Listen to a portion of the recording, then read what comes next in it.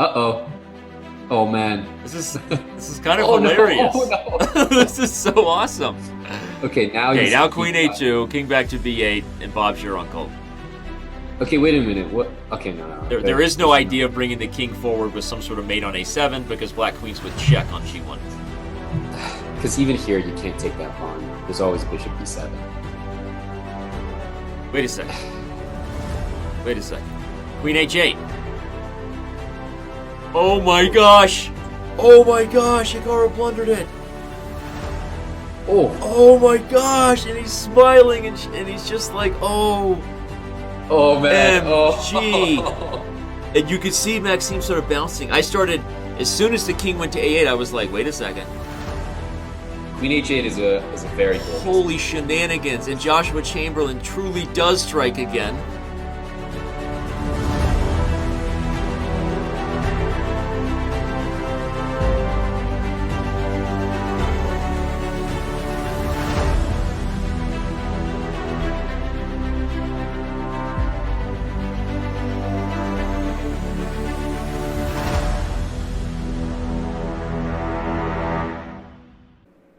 And then there was one matchup left in the 2018 Speed Chess Championship quarterfinals.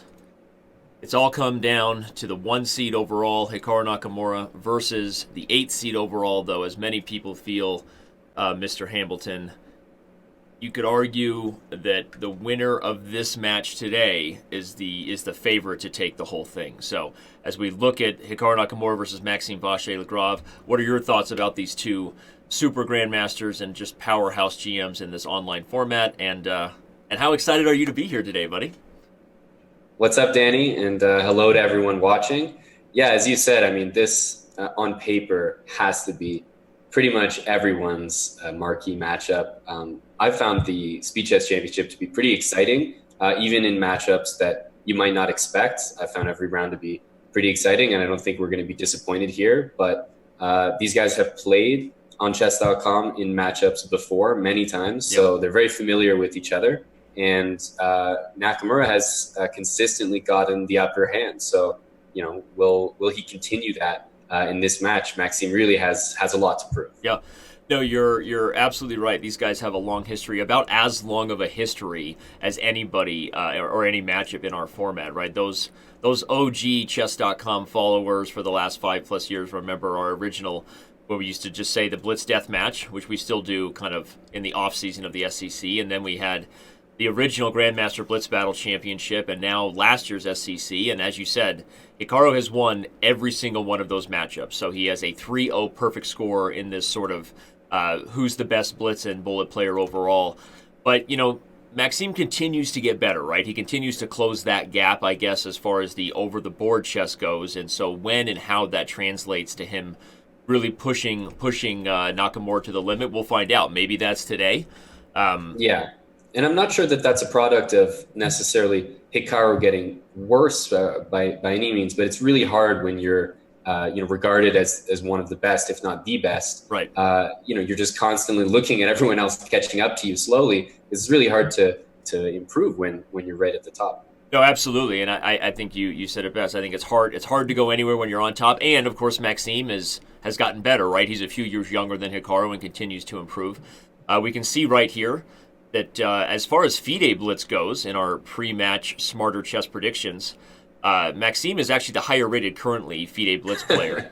I didn't know that, actually. It really doesn't mean much as far as our Smarter Chess predictions go. I think because we know these guys and their history stylistically, maybe it gives Hikaru even more of an edge sometimes against Maxime. But again, this is all talk until we just see what goes down. But as we've said, these two guys have a long history. This is our final quarterfinals matchup, and after this, we will find out who is officially moving on into the finals.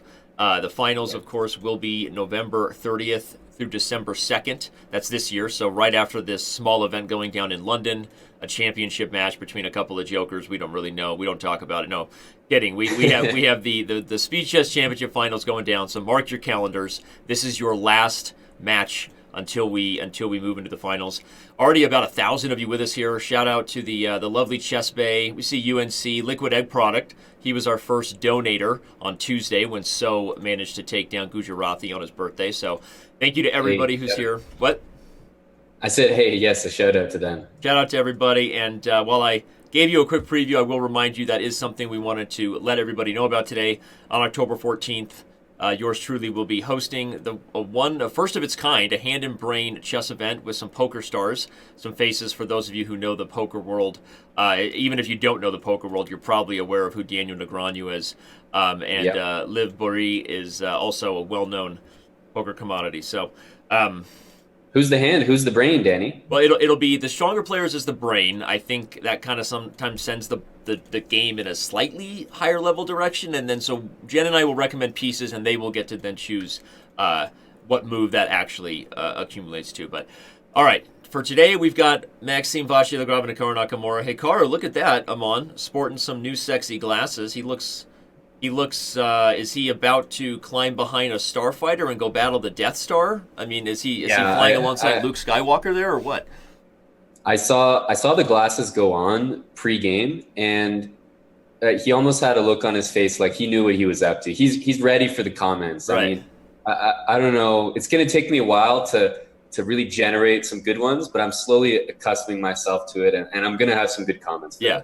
Well, I went with my first gut there with the Star Wars reference. Maybe that was a little bit too soon, but either way, we're going to get this thing underway. The players are set. We are set. Officially, the first move has been made, and you and I, my friend, get to enjoy the next few hours of our life watching some awesome chess. So D4.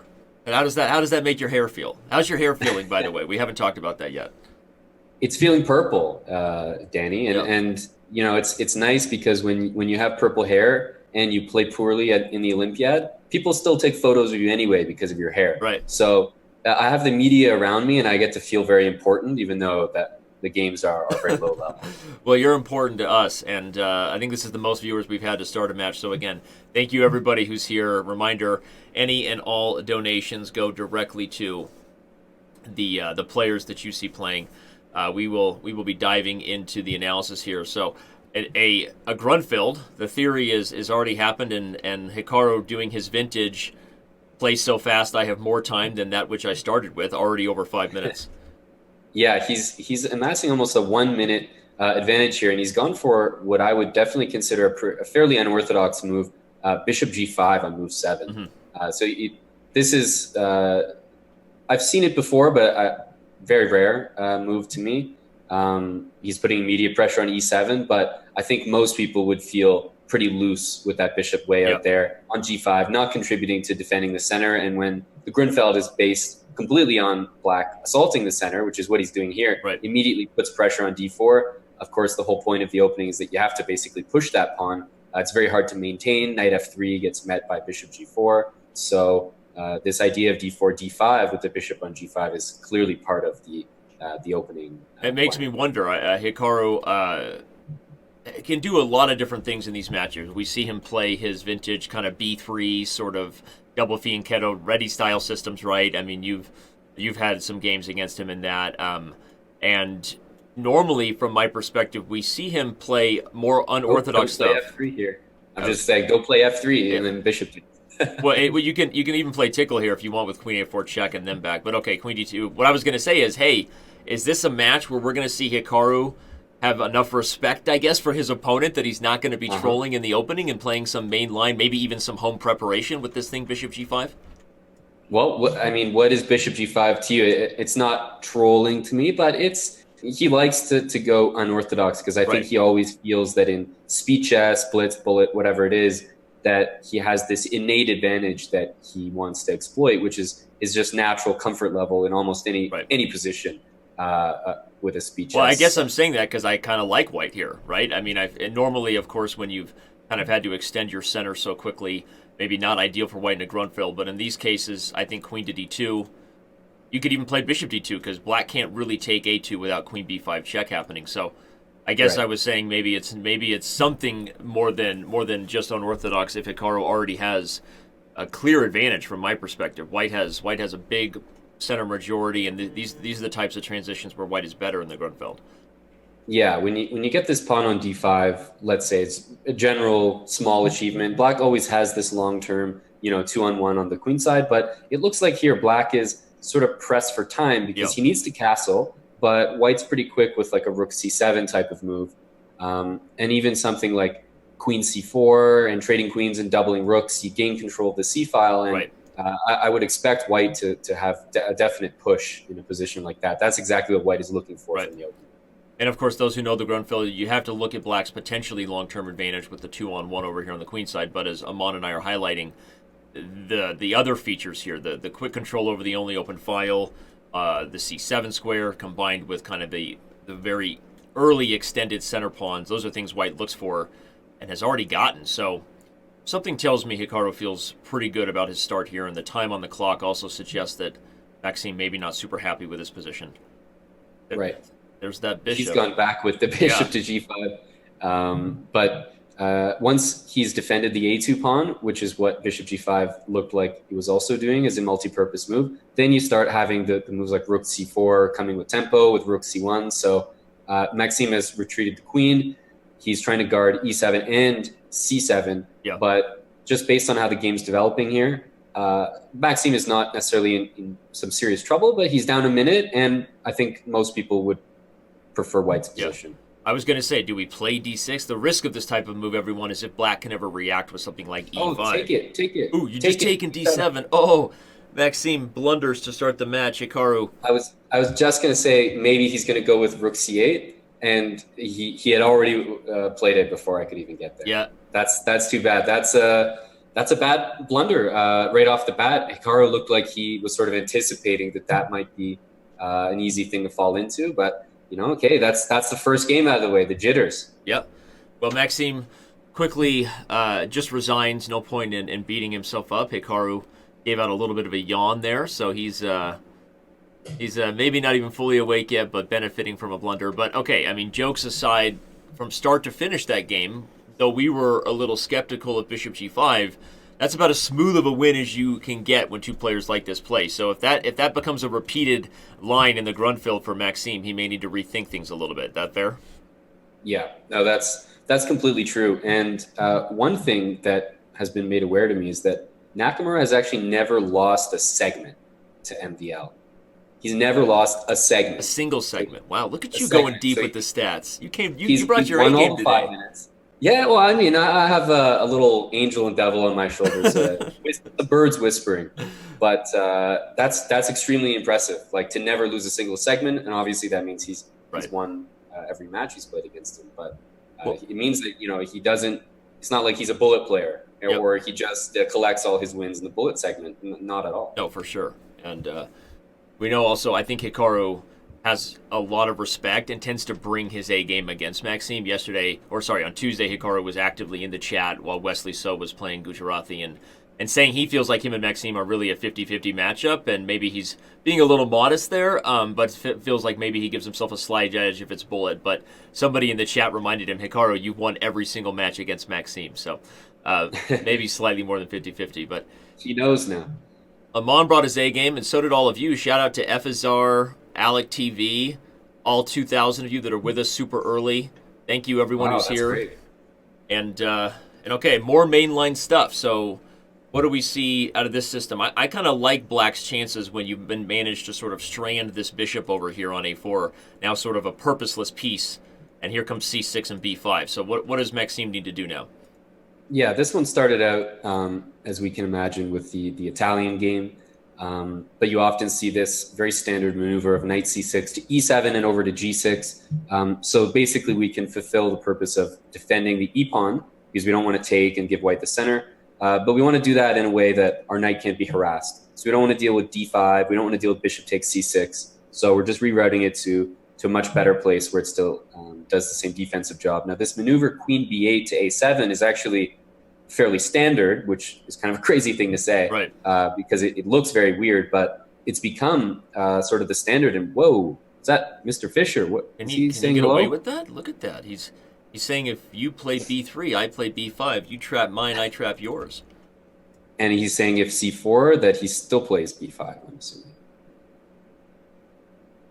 Okay, so at the end of all that, pawns are falling, and And who's are better? there any are there any tic tacs here? Because otherwise, Yeah, I'm a little suspicious of yeah. Otherwise, I'm d6 liking Maxime because I wanted to take on c3, but of course I can't do that. And if I have to retreat, queen d6. that's another What's pawn falling. what's the issue here? Knight e4. We have queen c6, which is nice to defend the Right, c pawn right back where we just were. right. That's key. Black move. I think that was like he saw the premise of b5 was in the position, but looking back at it, it didn't actually favor him that trade, because if he didn't take the pawn on e4, Right. then white's structure still looks a bit better with the knight coming into c4. So it looked like Maxime probably didn't calculate that, but bishop takes a2 is not something you calculate. You usually assume that it just doesn't Right. work. Kind of an intuitive miss, right? Where sometimes you miss tactics because there's a reason they don't normally work, right? And now, Right. now Maxime seems to just have the better of it. He's up a clean pawn, and whether it ends up being a pass D or pass C pawn, White's playing for two results, and a rare sighting, everyone. Take a look. It's a Hikaru Nakamura down on time in the wild. A rare sighting Yeah. of a wild Nakamura down on the clock. Yeah, no, I'm not even sure if I believe it here. But he's going to do his best to get active. He's not going to satisfy white by, let's say, taking. I think he's trying to maintain the tension as much as he can. Maybe things like rook c8 or queen c7, and trying to play by just creating more pressure rather than relieving it. Because you play a move like pawn takes pawn, then the knight takes on d4, and white starts to coordinate it a little bit. Diamond member Fat Wobble asking if there's a Photoshop competition yet for today's match. No, not yet. Not sure if there will be. But He's really presenting one though with those glasses. well, I was going to say that may need to be It's- what we need to do. We had a very obvious call to action on Tuesday with Wesley's birthday. I don't know if you followed it, but there were some pretty hilarious Photoshop birthdays. But I saw that. Yeah. let's do it. Go ahead. Put Hikaru Nakamura in the glasses wherever you want. From a fighter. What are those called in Star Wars? What are the names of those little fighter pods where they attack Darth Vader and the? I have no idea. I know I just pissed off like a whole bunch of Star Wars fans. You can tell I really care. He actually took the glasses off, and he just gave a face like he didn't understand something. but more pawns seem to be just disappearing from the positions. So I'm still trying to understand. At the very least, Maxime is going to end up one pawn up, like a clean one pawn. Yep. With the pawn on c4 is very well defended. Maybe we're going to see knight c5 trying to go after that a pawn here. Queen a6, knight c5. It seems like he could potentially get that pawn back, but with the white knight jumping into d5 or f5, yeah, here, watch out for g7. this is getting pretty scary. A move like queen c3 Yep. is very tough to deal with, because then I start really entertaining, sacrifices around the king with maybe knight g4 coming into position, And note, so many. there's no moves like f6 here, everyone, to try to block the diagonal. The g6 knight would be undefended. Some sort of discovered check like this. So yeah, Can he keep Hikaru the trying to queen bail out on? now.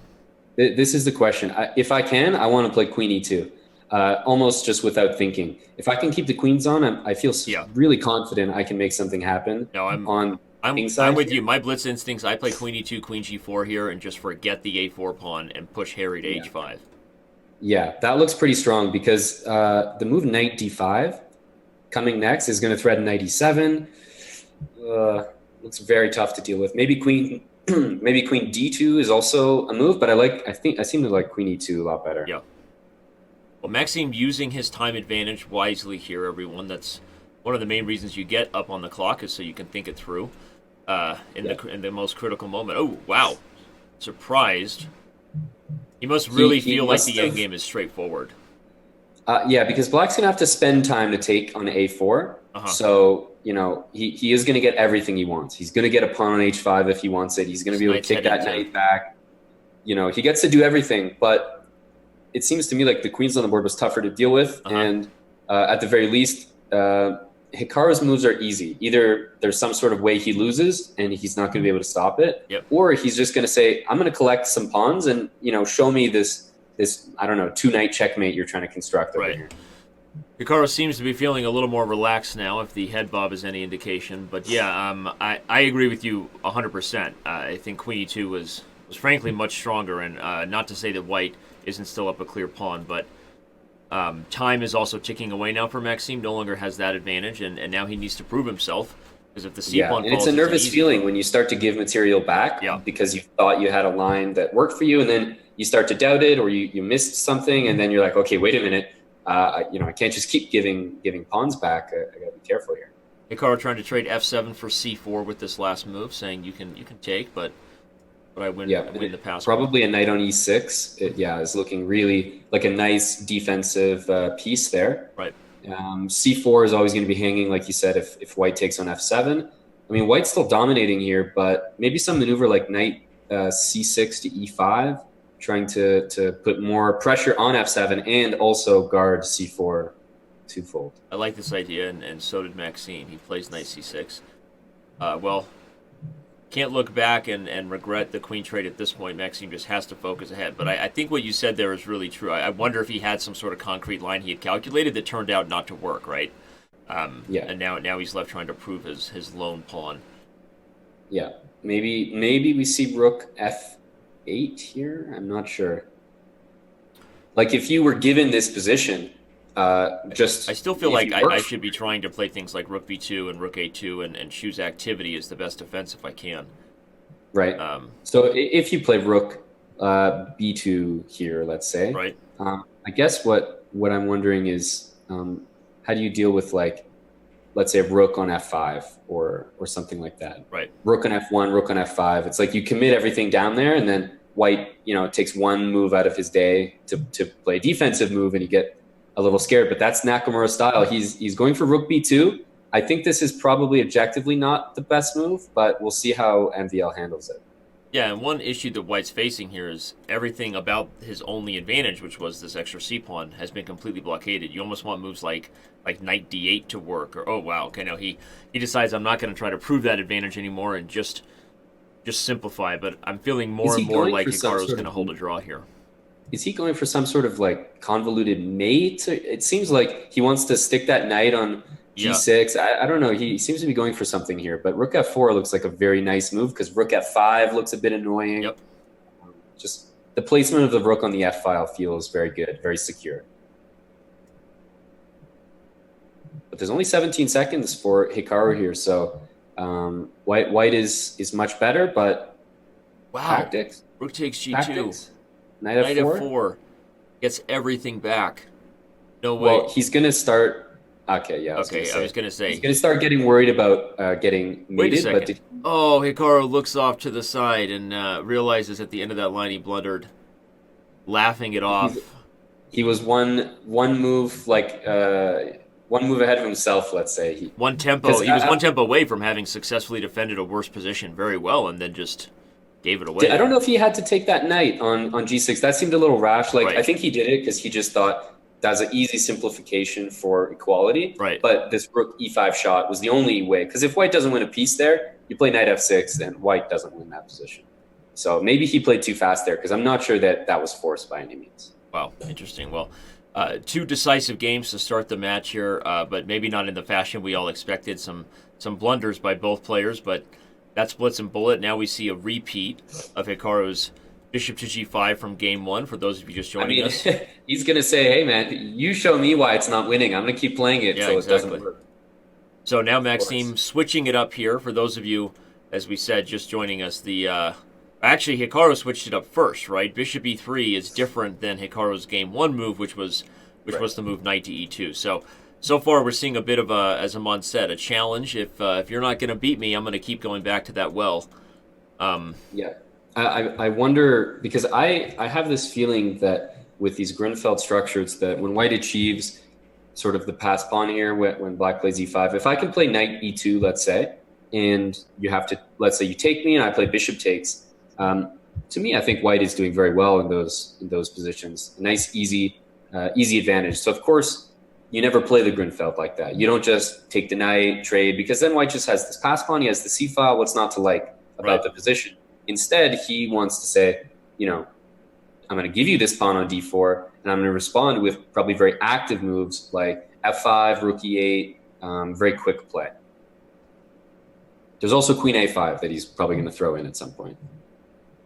So, for example, here, queen a5, yes, and yeah, you have to move the king because of the loose piece on d4, and after queen a2, rook c2, queen a6. He might go for a jog. King f3, king e3.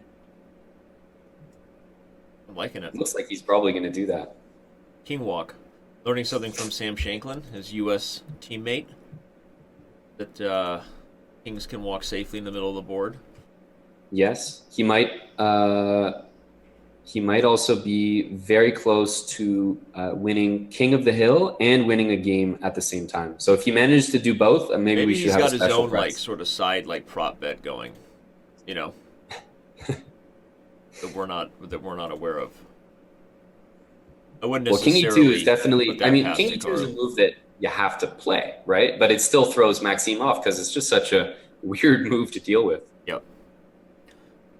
Okay, well, so like if King F3, strange as it is, you can actually play Bishop G4, which is kind of. I was going to say that might be walking the king just a tad too far. Nice little fork tactic to show the fans, but the problem is that if you don't play King F3, the move F3 is it met by Queen takes D5 because this E4 pawn is pinned?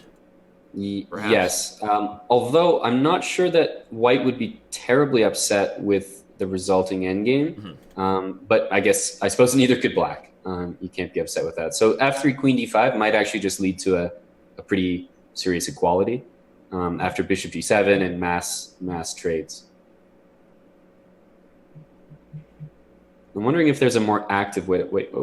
Bishop G4, I think. I don't think I'm missing something. Bishop G4? Or maybe... Okay, he goes to the line we talked about, and the king is on H3. No, but this is not good. Yeah, this is very good for Black. My guess is that he must have missed this tactic, but I just want to make sure that maybe I wasn't missing something with F3, because if maybe there was a tactic even worse with F3, right, then maybe he had to go for this, but somehow I feel that wasn't. It would just be surprising to believe that Hikaru misses.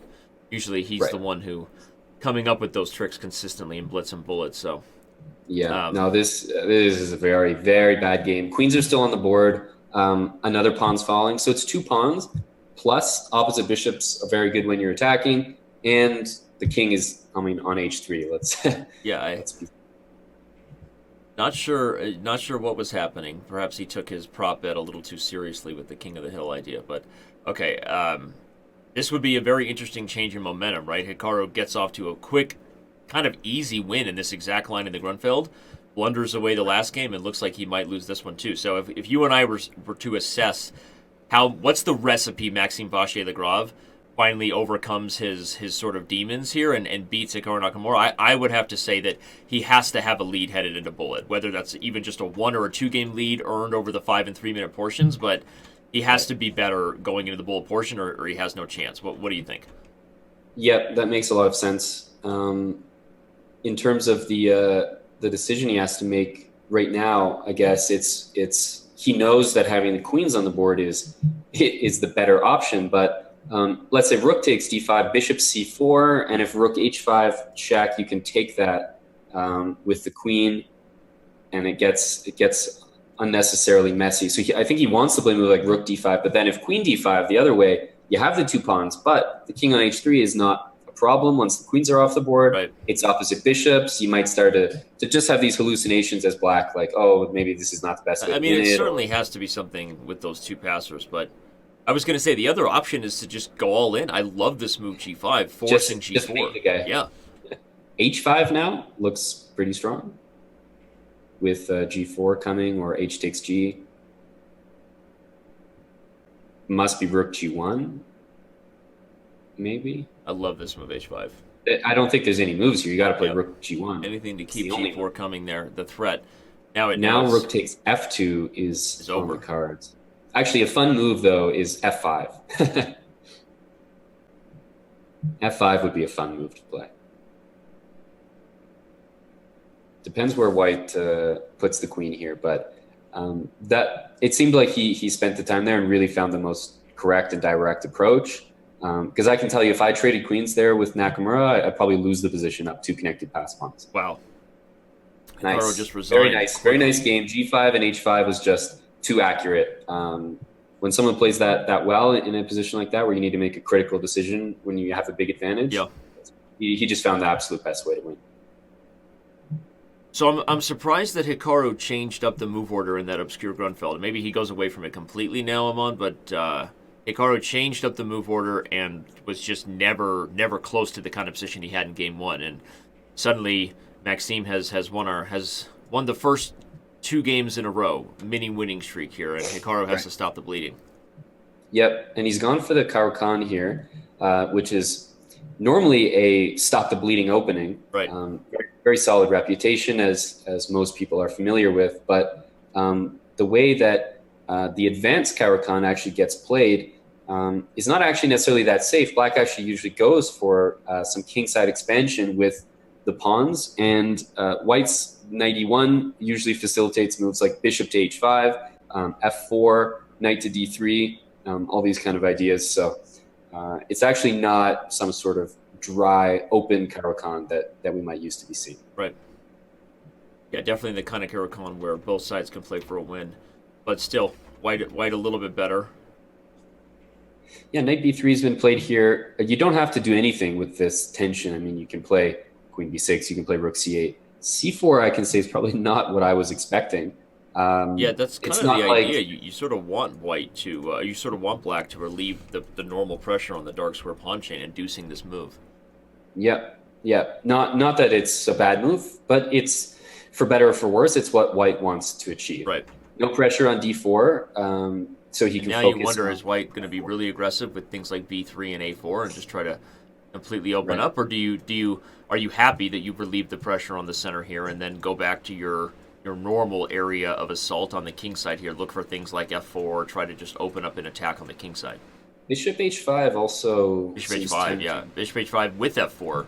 Honestly, you start looking at lines like that, and White may have a lot. Because what's Black going to do? I mean, sure, Black might play b5, knight b6, maybe even try to castle long, but I'm under the impression that bishop h5 and f4 comes very quickly with maybe a knight going to e3. Yep. And one thing you have to be careful of as Black in some of these positions is how easily your structure can be sacrificed against. Right. For example, bishop h5, put a knight on e3, and all of a sudden you have ideas like knight takes d5 and e6. Just as like a tactical idea, you can really expose this structure or this center really well. Bishop d3, you might even consider sacking the exchange.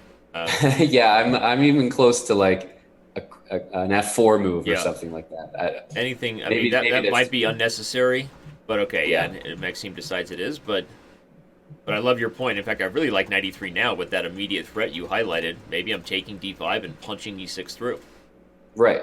Yeah, no, knight e3 looks like a good one. b3 looks totally reasonable because we can just take on c4, do the same plan, and it also involves queen a4 just as an extra threat. So we can still follow up with knight to e3. f4 is a little more off the cards now that bishop d3 has been played, but I don't think I'm wrong in saying that White is probably better here. Quickly clicked on the link that Chessbase shared in the Twitch chat of a GIF of Hikaru's hair blowing in the wind. So, sorry, got a little distracted there. Thank you to everybody who's having fun staying involved in the chat, whether you're at Chess TV or Twitch TV/Chess. Lots of fun. Yeah, I can see on the camera his hair is blowing, but normally in the Old Spice commercials where you see this sort of stuff. Yeah. I think that usually the guy who has his hair blowing in the wind is a lot more confident than Hikaru probably is right now. Yeah. So he's got to reclaim the lead. I was going to say, when you got these two bishops here, dark squares, you're about to see this in some sort of... this is where you play like queen takes e6 or something. Yeah, there's some sort of puzzle book mate here. Even bishop takes f7's on your mind. Yeah, absolutely. Okay, the bishop is defended on a3, so if you wanted to play a move like queen f3 here, sort of intermezzo to hit f7, I'm looking at that move. What do you think? The issue is you don't really want to leave the knight on c2 undefended. I think he's going to respond with rook h7 to that move. Okay, Weird as it is, but there are a few things hanging, like the c2 knight, like the a3 bishop. But maybe that's good. Queen f3, rook h7, follow up with bishop takes bishop, and then knight e3, for example. And then play knight g4 into f6, or we have these knight takes d5, very, very serious threats with e6 coming. Yeah. So knight e3, this looks really convincing. Hikaru quickly plays rook c8. Okay, Danny. Well, knight d5. Is it time? I mean, I'm what's looking going at it on? on the analysis board just for you. The knight can come to f6 at the end of the line, and white has bishop takes f7. So it's not a Okay, knockout blow. but let's just. Oh, it's very close, but not quite. Huh? I Yeah, want to play e7 check after knight yeah, f6, but but the oh, uh, okay, I see. If e7 check, takes. But then queen takes f6, and I'm just not sure about that position with right, something like knight g8, let's say. right, or even knight g6, right? White can kind of Yeah, get I'm running out of kicked back there. artillery. Yeah, you don't want the knight to come to g6 and maybe then f4. And Um, Naka played rook c8 because he was concerned about the more obvious move, ooh, knight takes c4. So that's why he played rook c8. well, we're gonna But find this knight out. d5, it's on the board. I mean, it's too tempting, right? I've been Yeah. saying this for the last 10 moves. I'm sure it's been on his mind. So what does he have in store? We have to assume that it gets taken. Otherwise, black's out of the game. Well, Hikaru's going to calculate now. He quickly played rook Knight takes c8 for the e5. reason you Maybe said. knight takes e5 he wants. Knight d takes e5 as like a bailout. Oh, he's going for it. Okay. Because the other option is bishop takes f7 here, but that looks like you're running out of stuff. Queen e7 and king g7. Yeah, I'm kind of confident that black is going to defend here, and so I'm in the line that we highlighted with e7, knight takes, queen takes f6, and then knight g6. Okay, Yeah. so Hikaru now has to figure out how to deal with this f7 pawn, but can't you even take f7 and get the two minors for the rook? Yes, you definitely can. I'm wondering what happens after that. Okay, he's gone for it. Yeah, I'm playing The it on the bishop on analysis d3 board is here, and quite it strong. looks pretty straightforward to me. I think the bishop covering b1 is actually really important. Hmm. Preventing white from getting any more active pieces involved in the attack, everyone. That's a great point. And I think that the evaluation here has completely shifted. I mean, black has to be happy. At least from the Yeah, perspective you were just worse in a middle game, worried about these tactics. Well, the tactics came and went, and now you're just fine. white needs something right here. This is the moment because you've got the rooks doubled on the e file. I mean, I can see a few threats, but yes, you need an h4. You need this knight in the game Hmm. because otherwise black will consolidate. Right. You give me time for rook f8. Already, I stick a knight on e4, for example, and you're running out of So maybe ways in. maybe I play g4 then, keep it closed, back up the bishop from d3 to g6, and start feeling kind of like hibernating for the winter. Very comfy over Right. there on the king side. Yep. He's gone for this exchange. I'm assuming that he's going to go for it with some sort of h take to g and knight, into f3 and e5. But I think Hikaru did a pretty good job diffusing the situation. And in hindsight, maybe that knight takes e5 was a little hasty by an overconfident MVL. He knew Right. his position was good. Right. Or he was just feeling our vibe. We were sending him the positive knight takes d5 vibe, and he Yeah, but oops, commentators curse. I was feeling it. I mean, I was had to deliver that to the chat. Yep. So I knew that MVL would play it if I lobbied for it hard enough. Yep. Well, now Maxime is down a minute and a half on the clock, and suddenly you start to wonder where this game has gone. A rhetorical question was asked by our stat guy behind the scenes whether Hikaru has ever trailed, as he currently does 2-1, like ever in any Speed Chess Championship match besides his matches to Magnus. And I think the answer is yes. I remember his match with Fabiano Caruana where he actually lost at least the first game and may have even been down 2 games in that match. So I can answer that one from memory. Hikaru has trailed before.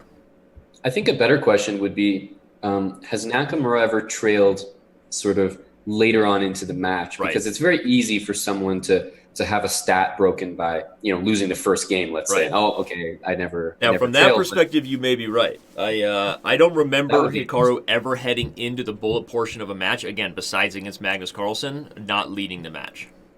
right. That's a for sure. Yeah. Now I think it's pretty safe to say this does not look good for NVL. Rook on h4 is sort of offside in obvious reasons. Knight's going to go to f3, but I mean, basically, if we put our king on f6, king g5 is never an issue because of knight f3. But I was going to say, if we just trade pieces, king f6 or something, if we just trade pieces, I think that black's just better in the end game. Well, this move knight f6 was a really nice way to force this pony back. The threat of heading into e4 and hitting the c3 pawn. Okay, now he goes for your original idea with the king improving itself to f6, but The main thing White has to watch out for here is Hikaru getting a knight where it can target this c3 pawn. Now he can play knight f6 if he wants, Yeah. but the knight on c6 is staying there to guard knight to e5. But as soon as that's off the table, you're going to see that knight reroute maybe to like b5 or somewhere where it can operate. He's guarding b1 with this move. That's king f6 guarding b1. That's a super nice find, and you foreshadowed that earlier in this game, Amon. The bishop preventing the rook from ever getting involved on the queen side. That's key. Yeah, really dominates the position. Oh, wow. Maxime willing to simplify.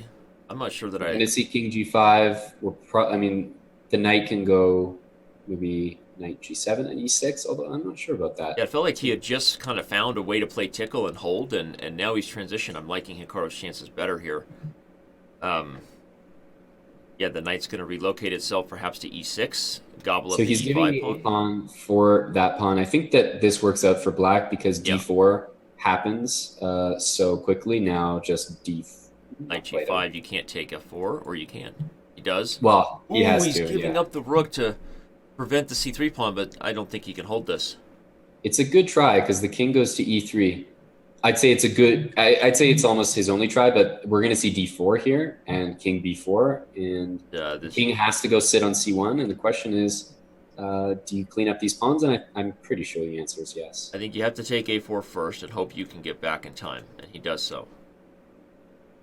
Here come the g pawns. Yeah, the king is too fast, I think. Yeah, Maxime does whatever calculation is necessary to quickly recognize that he has to throw in the towel, and that was a nice conversion because the things got a little messy when both players were low on time. He's immediately repeated this, so he's already got something in mind as he fires off this bishop g5 line, which to me, this is like preparation for the match. That's what it looks like. It's starting to feel that way, right? I mean, Hikaru, is known for mixing it up, and as we said in the game one, right, playing obscure openings. So this is the first time I've ever seen him really be as stubborn as he is here, sticking to his guns in a line that kind of feels he likes for White. Well, you have to, speaking of stubborn, you have to point your finger at the other guy in this match who is very stubborn with his openings. Right. Naka, probably knows that he's facing a stubborn opponent who is going to repeat his opening lines. Right. So if he plays e4, he knows he's getting that Sicilian idol.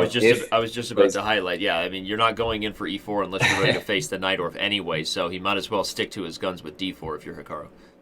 Right. So he knew that the Gruenfeld was coming as soon as he signed up for this d4, and so he probably just prepared this sort of offbeat line where he was confident he would be more familiar with things since it's relatively unusual. Right. Queen b6 threatens discover checks. We have an undefended bishop on e3, but knight takes f3 did not work there, everyone, because of the move king to f2. Rook takes f3, right? Or rook takes f3, duh. Well, king f2, then I might go back to well, not d4. when the queen was hanging, but yeah. Yeah. So the question for me is, do you take this knight with your knight and then move your bishop? I like how's that structured? Knight takes knight, pawn takes. Bishop f2. Sure, bishop f2 or bishop f4, and just try to leave your bishop on d3 and consider it the gatekeeper. Against this weak d4 pawn. Right.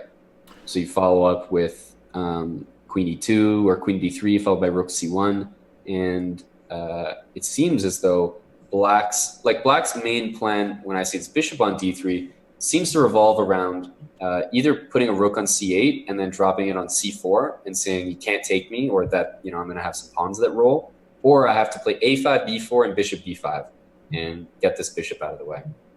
But I'm not sure he can do that. Yeah, it feels like White has done what he's needed to do initially, but can I play queen e2 and rook f to c1, coordinating quickly to the queen side before black gets anything? Definitely. One thing I was considering, I think that if black doesn't open himself up to his sacrifice here, he might get in trouble. Something I like is maybe queen e2, something like b4, rook c1, queen b6. And if I can just get like rook c8, rook c3, I just want some sort of rook on the c file, whether it's on c4 or c3. And the bishops are so strong together. But as soon as you give me one of them and I start to potentially connect my 3 pawns, because let's not forget, I do kind of have 3 pawns that I've snuck past the halfway mark there. And if I can somehow connect my D pawn with my other 2 pawns, I think that could be pretty good compensation. I like it. Queen goes to c1, though, instead. Hikaru likes the idea, perhaps, of... Ooh, I was going to say putting her on b2 to prepare this, and he just takes immediately. He just takes it. Yeah, queen b2, I guess b4 was happening. He goes straight for it, and after bishop takes b5... Oh, I guess first d3. Well, I was going to say a4 probably is the idea, right? You don't want to play queen b2 because of d3 check. Right. So a4 played to win back the material, and it looks like it's going to happen pretty cleanly. Yes. There are a few things to consider. I mean, it feels like there's a lot of like sort of in-between moves with rook c8's on the horizon and like this d3 check. So it feels like a loose tactic, if I can say that. Like, I'm not sure that everything's been fully accounted for, but he's trusting his intuition. I anticipate he'll put the queen on a3 after a move like rook c8. Right. Right. But then bishop f8. Bishop f8, queen a2. I guess I'm still kind of... You may have bishop... Or queen b3 we can do. Okay. So if Hikaru does manage to win back that piece on b5 without any further damage, a pawn is a pawn, as your buddy Yasser would have said. Yeah. So queen e1. Okay, this is fun. We've got a couple of passers. Push them, baby. Speaking of Yasser. That b pawn is about to do some lethal damage with b7, but once you stop it, the long-term pressure of the bishop controlling a1 is actually the more concerning thing. It's a very key point. This a4 pawn is more dangerous in the long run because of the help of the other pieces here. But okay, now there's moves like bishop a5 and bishop e3 if I'm desperate to hold on to b6. Right. He goes with the bishop e3 looks more natural. Got to get that queen out of there somehow. I want to bring her to a5 if I can. Okay, he goes with b7 immediately, but look out for ideas like queen a5, where even if you take everything on b7... he wants to follow up, I think, with a queen a5, and, you take my b pawn, I get queen d8, and bishop h6 check. Right. I was going to say even queen a8 wins the rook in some lines, but... that's even better. So if the queen comes to a5 now, black can't take on b7 for either one of our flavors we like, queen d8 or queen a8. I mean, bishop f4 is in the position, and so... is rook c1. I was going to say, this is maybe even more simpler than either one of us anticipated. Bishop c3, I think, is met by queen g3, or do you just... I think you can even just play bishop d2, and if you take it, you take back, and the rook is still hanging. Yeah, bishop d2, bishop c3, and black's got a lot of problems. But bishop d2, maybe just queen d or b4 is what he's... Nah, okay. I thought maybe he would try to give the piece, but he's going to find some tricky way to keep playing here. Takes everything and what? And then what? It's just not enough. I mean, rook b7, queen c8. There's the d pawn going. He resigns, Hikaru, after losing 2 in a row. I wonder how often that's happened. Speaking of question, things that have happened to Hikaru in matches that weren't against Magnus. That should be like a book. Yes, that there's a lot of stats in that book. But we could probably also write a book with all the different outfits. Hikaru, known for bringing his personality to the chessboard. For all 3,500 of you that missed it, he showed up today wearing glasses, yellow glasses, and we have our Photoshop competition. 1-year diamond membership. We have a gift there from our own Chess.com staff member, our in Hawaii. Give us a Hikaru Nakamura wearing those sweet glasses from earlier in the match. Or you know what? Or do a gif of his hair blowing in the wind along with other supermodels. Either one of those is acceptable. Yeah. I think the winner is the person who can incorporate both of them. Yeah. There you go. If you can somehow do both, you have the challenge from Amon Hambleton himself, and who's no stranger to Photoshop contests. No, well, actually, I look like a Photoshop contest. You basically are a walking Photoshop contest, and let's not lie about that. But all right, now a lot of fun. So here, what do you have there, right? MBL, you were the recipient of a couple of Nakamura rare blunders. Now you got to stop the bleeding, and both sides, as you said, being stubborn. We're back to that opening where Hikaru grabbed the a2 pawn, but Maxime says not this time and just puts the bishop on b3. Yeah, he wasn't having it. I can see that rook still stationed on a1. He's got a full-time job watching over that pawn. Now that he knows that Nakamura's man enough to take it, yeah. So he's watching over that. This is a much more tame. But we liked his chances there. I mean, that was not a pawn we applauded Hikaru for taking. Send the montage to Twitter. Ibarix asking to use the hashtag SpeedChess on Twitter with any of your Photoshop entries into our 1-year diamond membership contest. All right, but these positions feel very comfortable for black now that he hasn't tried to take the 8 pawn like a thief. Yeah, this Very equal. it's definitely comfortable. The knight on f8 needs some redistribution on the board because from g6 you saw Maxime immediately do what everybody needs to know against the knight on g6. The quick g3 h4 really deals with that knight effectively, and after king g2 here, I mean, white is definitely preferred. I would say got that a5 pawn to target. I got this e pawn, but it's really tricky once you say, okay, maybe b6, maybe I just bring the rook to e7 and rook e8, and it's like, okay, I have targets. What do you have? Yeah, I have the e4 pawn, I have the b3 pawn. Right. I meaning neither one of us, Hikaru, playing the black pieces. Yeah. Yes. And yeah, our stat guy points out again, we've had 5 games, no draws. So if you like watching hard-fought chess, it seems to be a theme of this year's Speed Chess Championship, Amon. We've had so many matches where, I don't know if you watched much of the Duda Grishuk epic match, but I watched as much as I could. That was very exciting. We had a 12 or 13 game run there with not a single draw. Really a lot of fun. This is good. We have you guys are championing the no draw, and then we have tournaments like Norway Chess who are trying to follow suit. Yeah, interesting article today, right? What did you think about that? We've actually had comments already, people asking, add Armageddon-only time controls as a variant on Chess.com, make Armageddon a more regular part of the Speed Chess Championship, so... Well, I think this is the first time we really get to see it. I mean, we've seen it utilized, of course, in competition. Right. Nakamura himself has played a number of Armageddon matches, right. whether it's like a decider in a U.S. championship, whether it's a World Cup or something.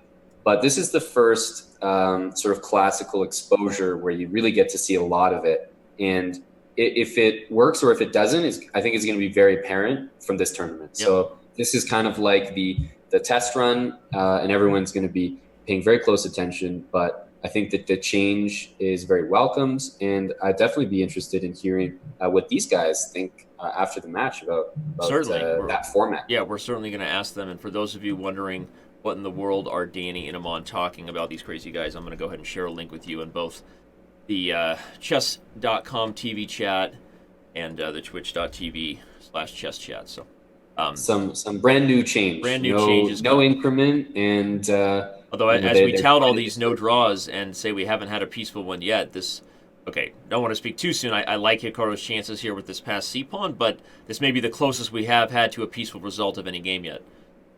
Right.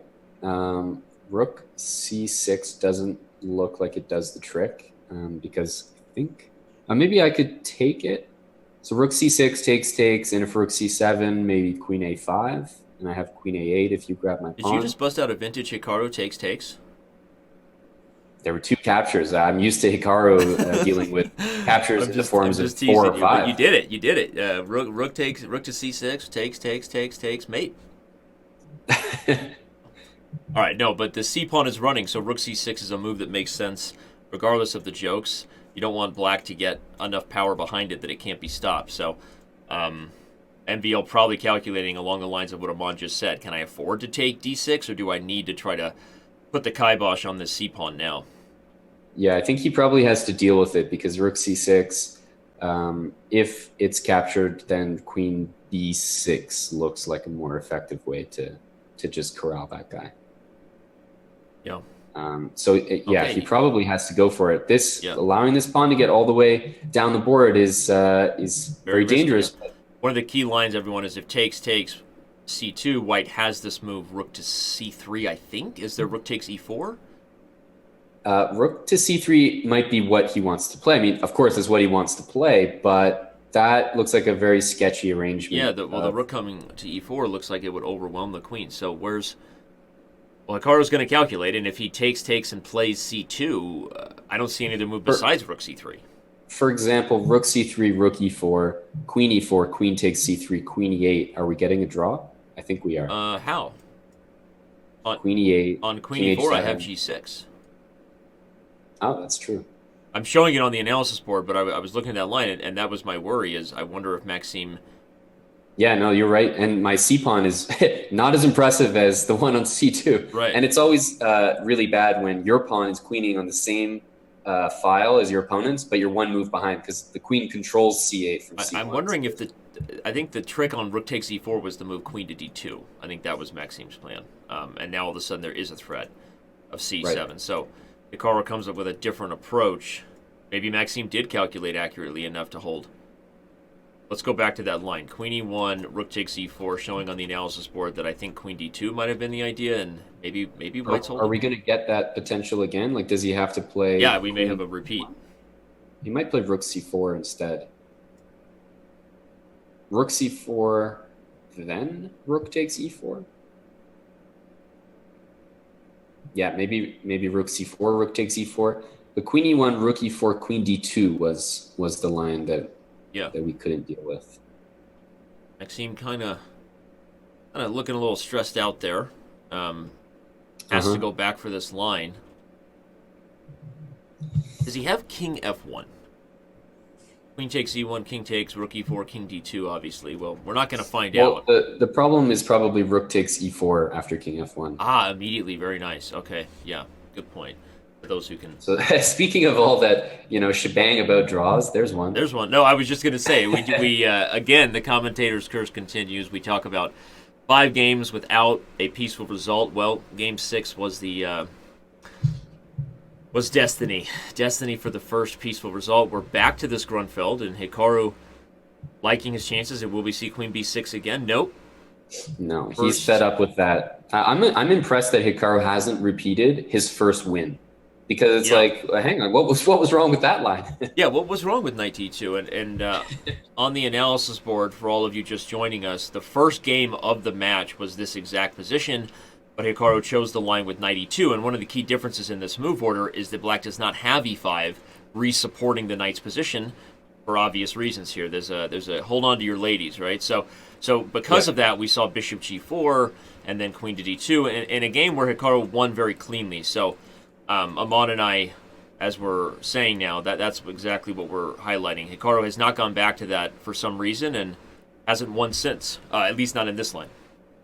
Yep, and you really can't blame Naka for continuing to play this line because, I mean, hey, it's working. Yep. And he clearly came in with that intention. Maybe this is just a 5-minute thing to play this line in the 5-minute portion, but it's working really well. I see the stats are almost aligning for Naka winning against MVL 5-4 in the 5-minute portion, which has always been their score in the 5-minute portion. Really? So we'll see if that holds. Again, true. you're just you brought your A game along with all of our chatters. It's really nice when you're on camera and you can just look at a prompter. And, it can look so good. No, the Smarter Chess Stats actually had Hikaru, at least this year, being favored 6-3. Maybe that was what he won last year, but no, you're right. I mean, we're right on line with Hikaru winning one time control after another, the way that he normally does. So. Thank you for the bits donated already. $10 more into the $3,000 prize fund these two guys are playing for today. So we appreciate all the support from all of you, and it goes directly in their pockets. And all right. And I think there was a line. So instead of rook d1, because right now we're just down a pawn as Hikaru. If White played rook takes c3, pawn takes c3, queen takes c3, I was wondering what's going on with rook c8, like this bishop on d3 maybe is a little bit loose, or of course the pawn on a2 could even be potentially taken, but rook c8 looked like the annoying move. But he didn't take maybe White has queen d4 there. Queen d4. d7 is hanging at the, if black tries to gobble the a2 pawn with the queen. It's just weird that he clearly played this e5 move to disconnect the bishop from the pawn. Right. So I thought that rook takes would be the follow-up, but I think that he's saying, or he was trying to say, that maybe either he messed up or he wanted to collect that d-pawn later, but Maxime has a very clear advantage here. Yeah, I'm not sure either. I tried to use the analysis board to highlight your analysis, but because he's got the extra pawn now. A2 is hanging. The bishops, from Black's perspective, are working. perfectly. And this h4 move can just be completely ignored. I'm not. And this is the sign of involving Harry for bogus magic, right? I mean, this is like where's the attack on the king side here? This is more like a Simon Williams special there. Yeah. Okay. Bishop c5. C5 looks issue. Natural and good. No issues there. b5 is defended. You can drop that guy back to b6. Bishop e6. Maybe try to trade a2 for b5. How many times would Hikaru repeat this line if he continues to not get the success he had in game one? Question. This feels like it's all MVL here. Nice move. He wants to play d3 here. Yeah, I thought. I like it. I think it was totally worth giving up that pawn. Now, okay, there was a threat of bishop takes f2 with the bishop hanging. Right. So if you take on f2, though, it's got to be king. I was thinking he might follow with something like bishop e4 in some positions. Gang up on g2, and if g3 is played, who knows? Maybe I get real frisky on the light squares. Right. It's always annoying, though, when you have the bishop in front of your queen, and you just wish you could flip them around. You could flip the battery around or mate. So, I mean, queen d4, it looks like he can't play queen e3 because of queen b2. Right. Followed by e2. That looks wrong. Right. So queen d4, king g3, and maybe clear advantage for black, but you still have some work to do. Yeah, right. Where's the beef? Plays queen d4, and Hikaru says I can't play this. Okay, queen b2. What's going on after d2? He's going to meet d2 with bishop e2, I'm guessing. And then probably bishop g4. Right. This looks. Seems I think really it's suspect. Just winning. I agree. I think it's winning. Because also bishop e2. Don't forget, I just played queen c1 and They're queen a crazy line though. Bishop g4. I take and play e6. Let you get a queen, and then I get e7, and there's actually no checks. I was looking at that. Okay, I was just looking at that in my head. Well, he's gone for my second recommendation, which seems to be a lot better because d1 threatens the queen. Right. Queen e1 threatens the queen, and right. Yeah. And now after queen e1 check, I think we will get bishop g4, and just like there's going to be a queen. Okay. There's going to be a queen a8 check, but always grab a pawn if you can. Yeah. Now bishop to bishop g4. You could play king g7, right? Or king h7. Besides, he doesn't need to. If he was worried about your check, I thought that the queen will come to f6, but there's no perpetual. Yeah. Very common maneuver where the king finds itself on h7 after queen d8. And e6 is covered for any exactly, e6 move. And things like this. Bail to bishop e6. So that's a good little, a small educational takeaway for all those of you with us, recognizing that there is no perpetual in those types of nets because you have both h7 and g7. So a good thing to just quickly recognize and know. Right. And MVL quickly ties up the match here, Amon. I don't know. I'm feeling. What am I feeling? Could you tell? What am I feeling? Can you help me understand? What are you feeling? What am I feeling here? I'm feeling the 100 bits there from Books Are Nice.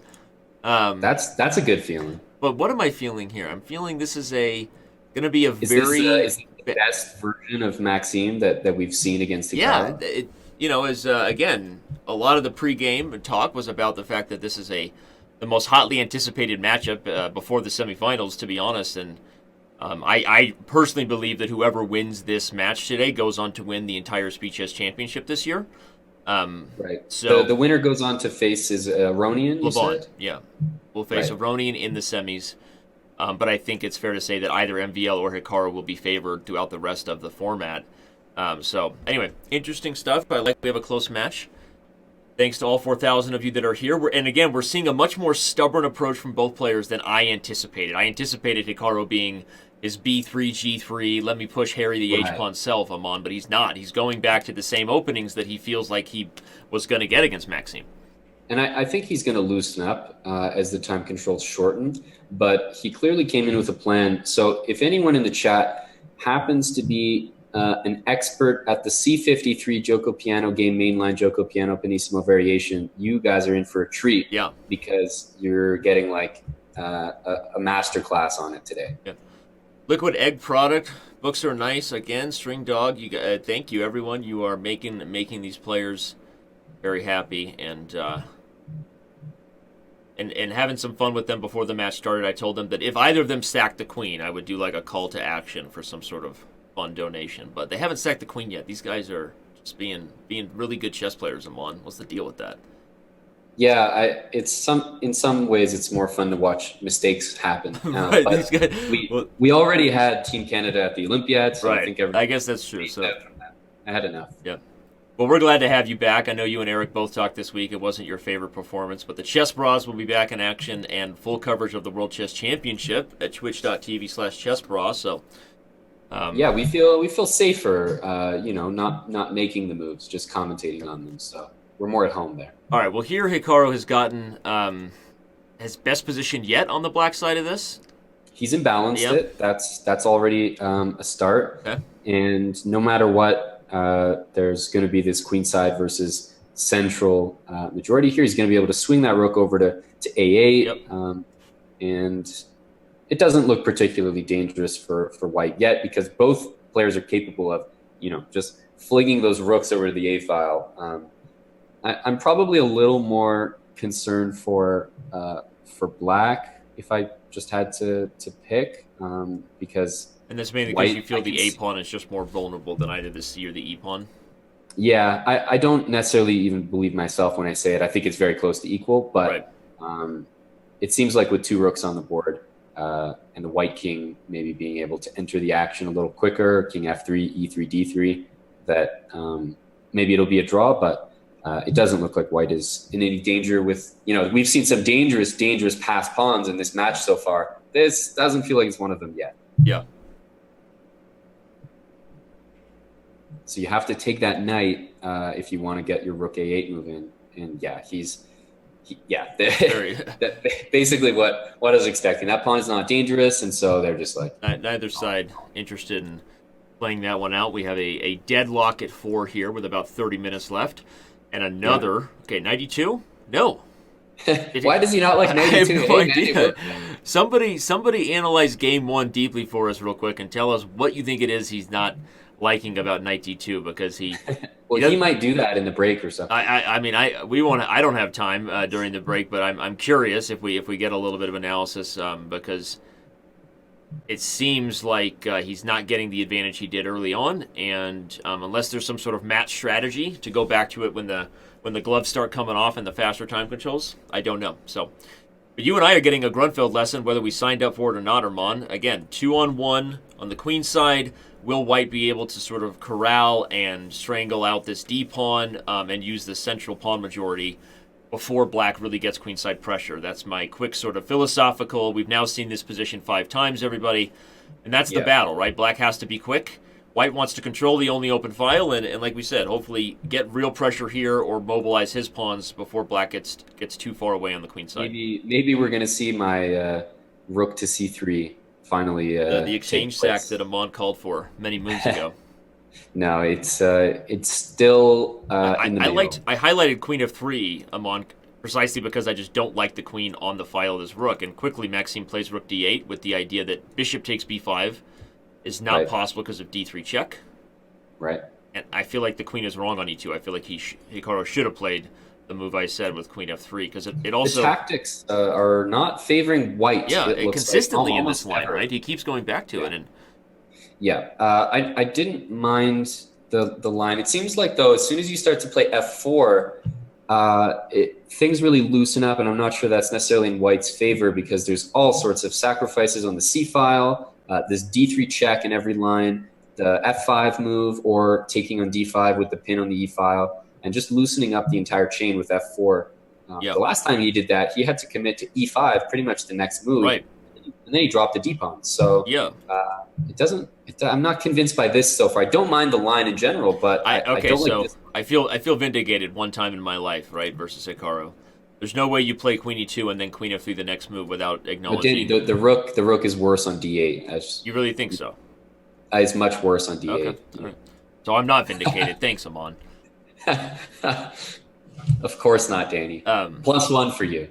But okay, here comes the pawn to f5, and now in all seriousness, this does seem like the better thing for white to do. But I think we're going to see your rook c3 idea. Oh, it's in the position. It's He's happening. thinking about it. It's happening. But without the, I'll say with the bishops off the board, it's less convincing. Although this king h1 move is exactly to deal with rook c3, I think. Because as soon as you play rook c3, if I take and you take with the b pawn, those two pawns don't scare me with a nice blockade on d3. Yeah. And if you take with the d pawn, I mean, d6 is already on the board. Yeah. Yeah, and Hikaru played the king to h1, just good prophylaxis to make sure there won't be any tempos if indeed rook c3 does come. But bishop e5 prepares black's own blockade if the queen comes to d6, hitting h2. So, right. Wow. If it's h4, this is a move we've seen before in this match, quite often. Just feels so loose. Okay, I mean, there is no queen f6 because of bishop g5, but you start extending your king in these types of time controls, even if there are no tactics immediately, as both sides... There it is, yay! Okay, you got your rook c3, but I was going to say, as both sides get under time pressure, white's king only becomes more vulnerable, so... What's the issue here? Yeah, why can't I take I love it, and I feel like, there we go. I didn't get my queen f6, but I've got my hit on h4. I don't like this at all for Hikaru, to be honest. I don't understand what he's doing and why he did it. Looks suspicious. And now he's losing h4 with check. So queen h4, rook h3. h3. Yeah, I guess he has to play rook h3. And I guess if I move my queen, you're taking b4, so at least you have that.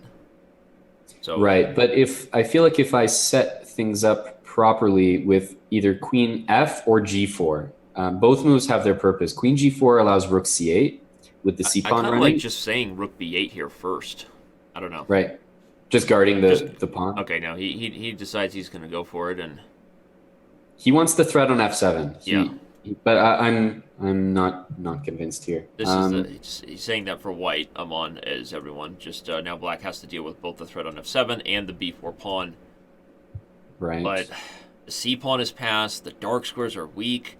Look at that maneuver, defending f7 with tempo, Amon, because of the queen check on h1. That's how you do it. So can he get away with rook takes b4? I'm assuming the answer is no, but I'm also assuming he's thinking about that. Right. Because it deals with queen h1 in a way, and it also takes that pawn, which I'm sure he's dying to take. Some sort of line like this might be possible, but it still feels like black is really bringing the heat. Yeah, so he does take it. But, I mean, white's just basically getting naked here. How do we avoid it? So rook d1 really is a checkmate in because 2. Of queen e1. Make sure everyone sees it. So if queen takes c3, for example, which stops that mate, you don't start with rook d1, but you start with queen h1, and then you put your rook on d2, which is good enough. Queen takes, we would have this check, followed by rook d2, and white has okay, so I think this is just winning after queen h1 and then rook d2. Yeah. Queen h1, king f2, rook d2 is just easy, and king e2, there's either rook d2, which is good enough, or queen takes g2.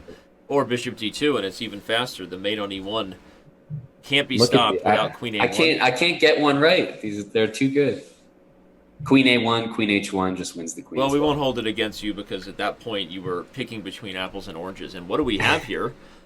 A truly back and forth match with Maxime holding his first lead since the 2-1 lead that he had, for those of you just getting here. And again, I asked Amon, my therapist, to tell me what I'm feeling, and it's not to dye my hair. It's just that Maxime might actually have a chance today. Right.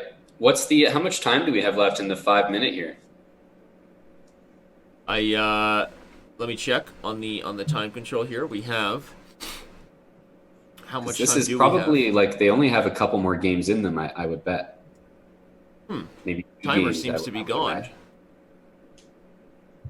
I would guess probably two more games in 5 minutes. So enough time for a comeback. Yeah, you asked a good question. The timer seems to not be visible here on our template. But I think I just saw about 23 minutes. 23 minutes, yeah. Okay. We'll work on that. Not sure where that went, but shout out to all of our donations coming in. I haven't read all the messages with them, but we do appreciate it. Birthday to Bigfoot, well-known streamer. Donation on behalf of Bigfoot's birthday for the match. Thank you for that, whoever gave that. But all right, so we're back to another stubborn opening where again I feel like Hikaru, while he's not getting as much as he did as white from my perspective in the white side of the Grunfeld, but he is he is doing just fine as black here. Right. No, that's definitely true, and I think that's been true every time we've seen them play this line. He hasn't had his issues. Actually, it's the games where Hikaru's been white have been the most competitive for either player to score results. Is what it looks like so far. He's hitting the rook on a2 here, which is why he can get away with this e5 move. d5. Oh, he would love to put a knight on c5 here. If I could just achieve that, I mean, we're probably going to see maybe queen c1. I'm not sure. Not sure if he wants to keep putting pressure on c7 with the idea that he stops a knight d7. Because if he doesn't, then knight d7 and knight c5 and b6 happens, and it feels like black just exerts everything on the f file, on the king side. He's got that knight covering a4 and e4. It feels like you can't let that happen. So he's played queen c1 to stop the move knight d7, stopping the knight from getting to c5. Queen d7, king g2 is certainly going to be played. And I think he's going to follow up with like rook c to f8 potentially, or knight h5 into f4. There's some pretty good attacking options with like knight h5, knight f4 sacrifice, and queen takes h3.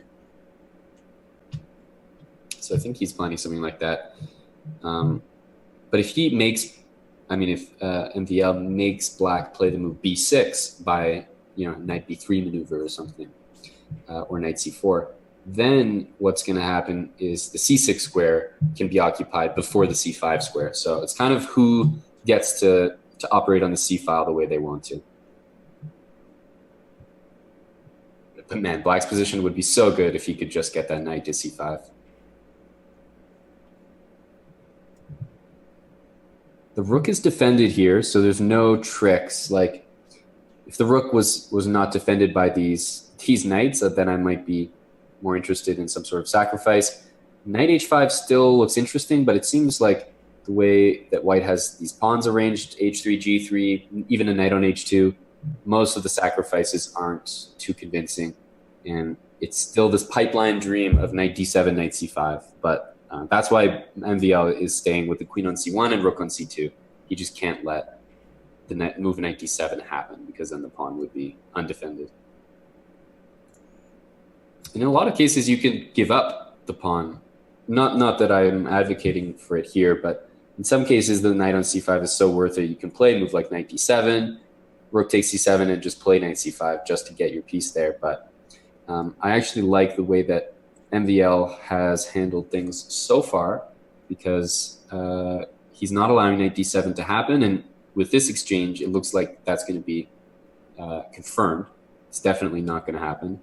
And I think white has the upper hand. He's got that pressure on c7, probably got the favorable kingside structure, and the knight on g6 is what is concerning me. I don't see a good home for that piece. On g6 is not very impressive. It has to go knight f8, knight d7, knight c5. And again, the way that white's arranged his pieces is exactly to prevent that. c1, h5. Okay. Wants the knight to come into both h4 and f4. Tactics. Tactics. I mean, he's got this knight f4 move, but I'm not sure how I feel it. First of all, I think we have to take it. I'm not sure that there's another option.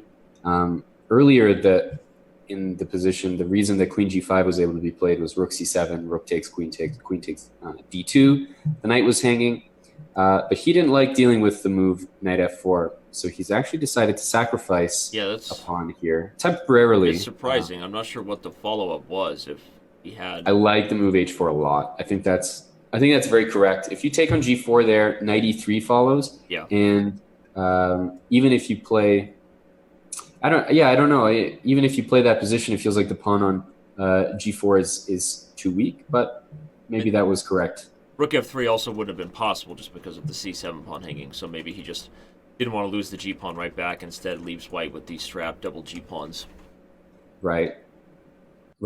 No, And I here like the it knight too. wants to reroute knight h7, knight f6, where it's going to do a lot. Knight e3 is never a concern because black just plays g6, totally dominates the f5 square and therefore the e3 knight in general. So um, B6.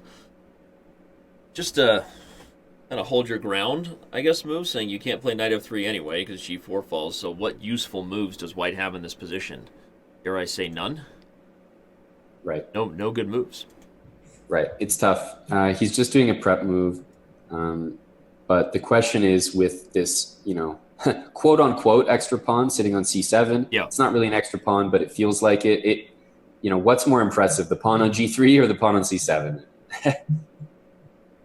Uh, Neither. I plead the fifth. Yeah, exactly. So even if you win the g pawns, your majority on the queen side is Yes. next to no value, and so your only extra pawn might be the g7 pawn if you were lucky to win both, and that might not be enough to win. Yeah. So But if anything, I'll just say that black is pushing to my eyes. He can play knight d7, knight c5, which yeah, is a nice square to that's sit on, that's kind of and nice. he attacks some really annoying pawns to defend. Yeah, if the a So pawn queen falls, everything c2. changes. So white cannot allow that. So now he probably wants to potentially just bring his king at least to e7, maybe even to d7, and then he can think about things like rook f8, rook h8, queen h6. That queen on c2 is completely stuck on that exact square. That exact square, I love that What it because looks of like. both a4 and d4. I should say not that exact square. I guess queen c4 could be played, but if you're shuffling between those two squares, it's Potato, not potato. Oh, okay. Now right. he decides he can do it, and the reason is that knight e4 is not a threat due to queen coming right back to c2, and the pony is pinned. But But you can't you have that can't as a go any long term. farther. Yeah, it's Like, just a fancy tickle because you can't do anything with it. okay, so now queen d1's not possible. Don't forget. Right now the queen is defended. That was the point of Yes, the rook coming but to yes, f6. queen h7 still hitting, and now rook h6. Yeah. If he goes on I to win like this it. game, this has been a very Rook h1, is it playable? Knight h4 might have happened, but I was ready to sacrifice yeah, that would have potentially. been interesting. But I guess from the other perspective, he's gone from being down in time to now up on the clock I'm on. So he's like, why change anything, right? Just This is keep very working. uncomfortable for white. Yeah, Very uncomfortable. I think this is on the way to losing. I think the queen will go into g4. Yeah. After this, rook Wow, f2, queen g4. Yeah, yeah. what an it's almost. I mean, okay, I'm surprised that it came so early, though not surprised given the direction of the game. But we're back to a tied match. That was a very nice game. For Nakamura, I think that's a really important game for the match. That should give him a lot of confidence. What does not give me confidence cheering for Nakamura is this line. I don't I have to see understand. And something. again, he's I not have to see something. playing. Now we have almost 6,000 of you. Very, very interesting approach today by both players. Nakamura perhaps showing that he had some preparation in the fact that he has only played this system as white, what you're looking at. So you haven't missed anything but this system. Besides that, in game one, he played a different move order, which is his only win in this line to this point. So Right. Amon and I a little perplexed. We are. Just if you want some stats to prove what we keep saying about this Grunfeld, every single one of the Grunfelds has been a win, Danny. So it's like And in this match, Black has won 5 of the 8 decisive games. So here we have a completely crazy. original now move. I mean, sorry, not a completely original move, completely original position. Given that we've seen this line, what feels like a million times. I'm starting to feel like a little Grunfeld expert here, Yeah, Danny. I I mean, might. it's like, hey, you wanna go play some? I mean, you get a little feel a little frisky here. Yeah, because this is a sideline, so it's not like you're going to experience too many different treatments of the position than what Right. you see here. But So, Hikaru wouldn't be going back to this consistently, totally against a lot of his other approaches in these formats, right. unless he looked at it and unless he felt somewhat confident. Here he does have a slight edge, I think, if we were evaluating objectively. But and where did this one differ? When he really, it looks like Maxime differed with this move Queen H4 on move 13. But Hikaru has Yeah, this played was his quickly move. enough to suggest he kind of had been prepared for that idea. It's like, and I'm going to have to give a talk to these players. It's like, guys, stop changing your moves when you won the last I game. know, right? That's if it ain't broke, don't fix it. Pretty sure somebody said that. All right, well, B5 is happening. This is not our traditional Grunfeld battle where Amon and I have highlighted kind of the 2-on-1, the positional goal for black over here, white having to use the center. Here we So have a he's much giving more open and material here, dynamic. right? Yeah, this is much more crazy. So if Queen H5, there was material on the loose there, right? With Knight E2 check, but he's playing for the compensation. Like if he took that material, which he's about to, what he wants to say is Bishop E7, D6, like that this just flows quite nicely. So I have to say this. I don't know that I've ever seen Hikaru play this type of consistent theoretical approach in these matches, and suggesting, frankly, that this is prep. I mean, is he that confident in an exchange sack just quickly over the board to do this? Right. I mean, I mean, you tell me. It feels like Hikaru has seen these positions before, still around 4 minutes, and really trusts that white has enough compensation for the exchange here. Yeah, he might have looked at. I mean, who knows how extensive his prep in this line was. He clearly planned to play it for the match. Now we don't know if he prepped it for the match because these guys have knowledge of sidelines. Right. You know, could have been prepped for any other tournament, right? And just happens to be using it today. Right. But it seems like a great idea. Just the premise of being totally comfortable in a position where your opponent has not looked at it as much as you, let's say, just before the match. Maybe MVL knows this line, but if you think back to high school and studying for a test, you know, if you cram the stuff that's not on the test, you're not going to do as well, even if you know it. Gold member Evergreen Warrior saying that if MVL in the Chess TV chat, if MVL gets Hikaru below 3,000, he should feel good about himself. I don't think either one of these guys are playing for a moral victory. Naka likes his rating, but I know that he certainly there's only a couple things in life Nakamura loves more than his rating, and we're not supposed to talk about either. But no, I agree. Hikaru loves his rating, but I don't think Maxime really cares. If Maxime said you would have a lead headed into the 3-minute portion, that's what he wants. Yeah, and at the end of the day, that's what Hikaru wants, because he knows how often he's played MVL on Chess.com in some of these matches. He knows that this is the last quarterfinal match, and winning this takes him to the semis against Levon, and wants to punch his ticket for the finals. And last game of the year, Dan. Can't hold anything back now. If we say that Magnus is not in the tournament, then that's back to Nakamura, his stomping grounds. That's where he excels. All right, well, he's going to win the E3 pawn and probably have the kind of position he shouldn't lose as white, but maybe not. I mean, the one thing that black has going for him is this Gruenfeld advantage that you always have in this structure is still just sitting over here on the queen side. The 2-on-1 is going to give black long-term winning chances. Yeah, not even just because it's 2-on-1, but the A5, A4 maneuver is so disruptive to a bishop on B3 that's supported by pawn on A2. There's nothing more frustrating than being dislodged like that, because if you play A3, suddenly white or black just brings a rook to the third rank, and you're just so disturbed dealing with that. And if you don't play A3, the A4 happens, you get kicked off to C2 or D1, and the D pawn just falls. So and that's a move that clearly saying, I know I'm in trouble. I need to try to hold a draw here. Yes.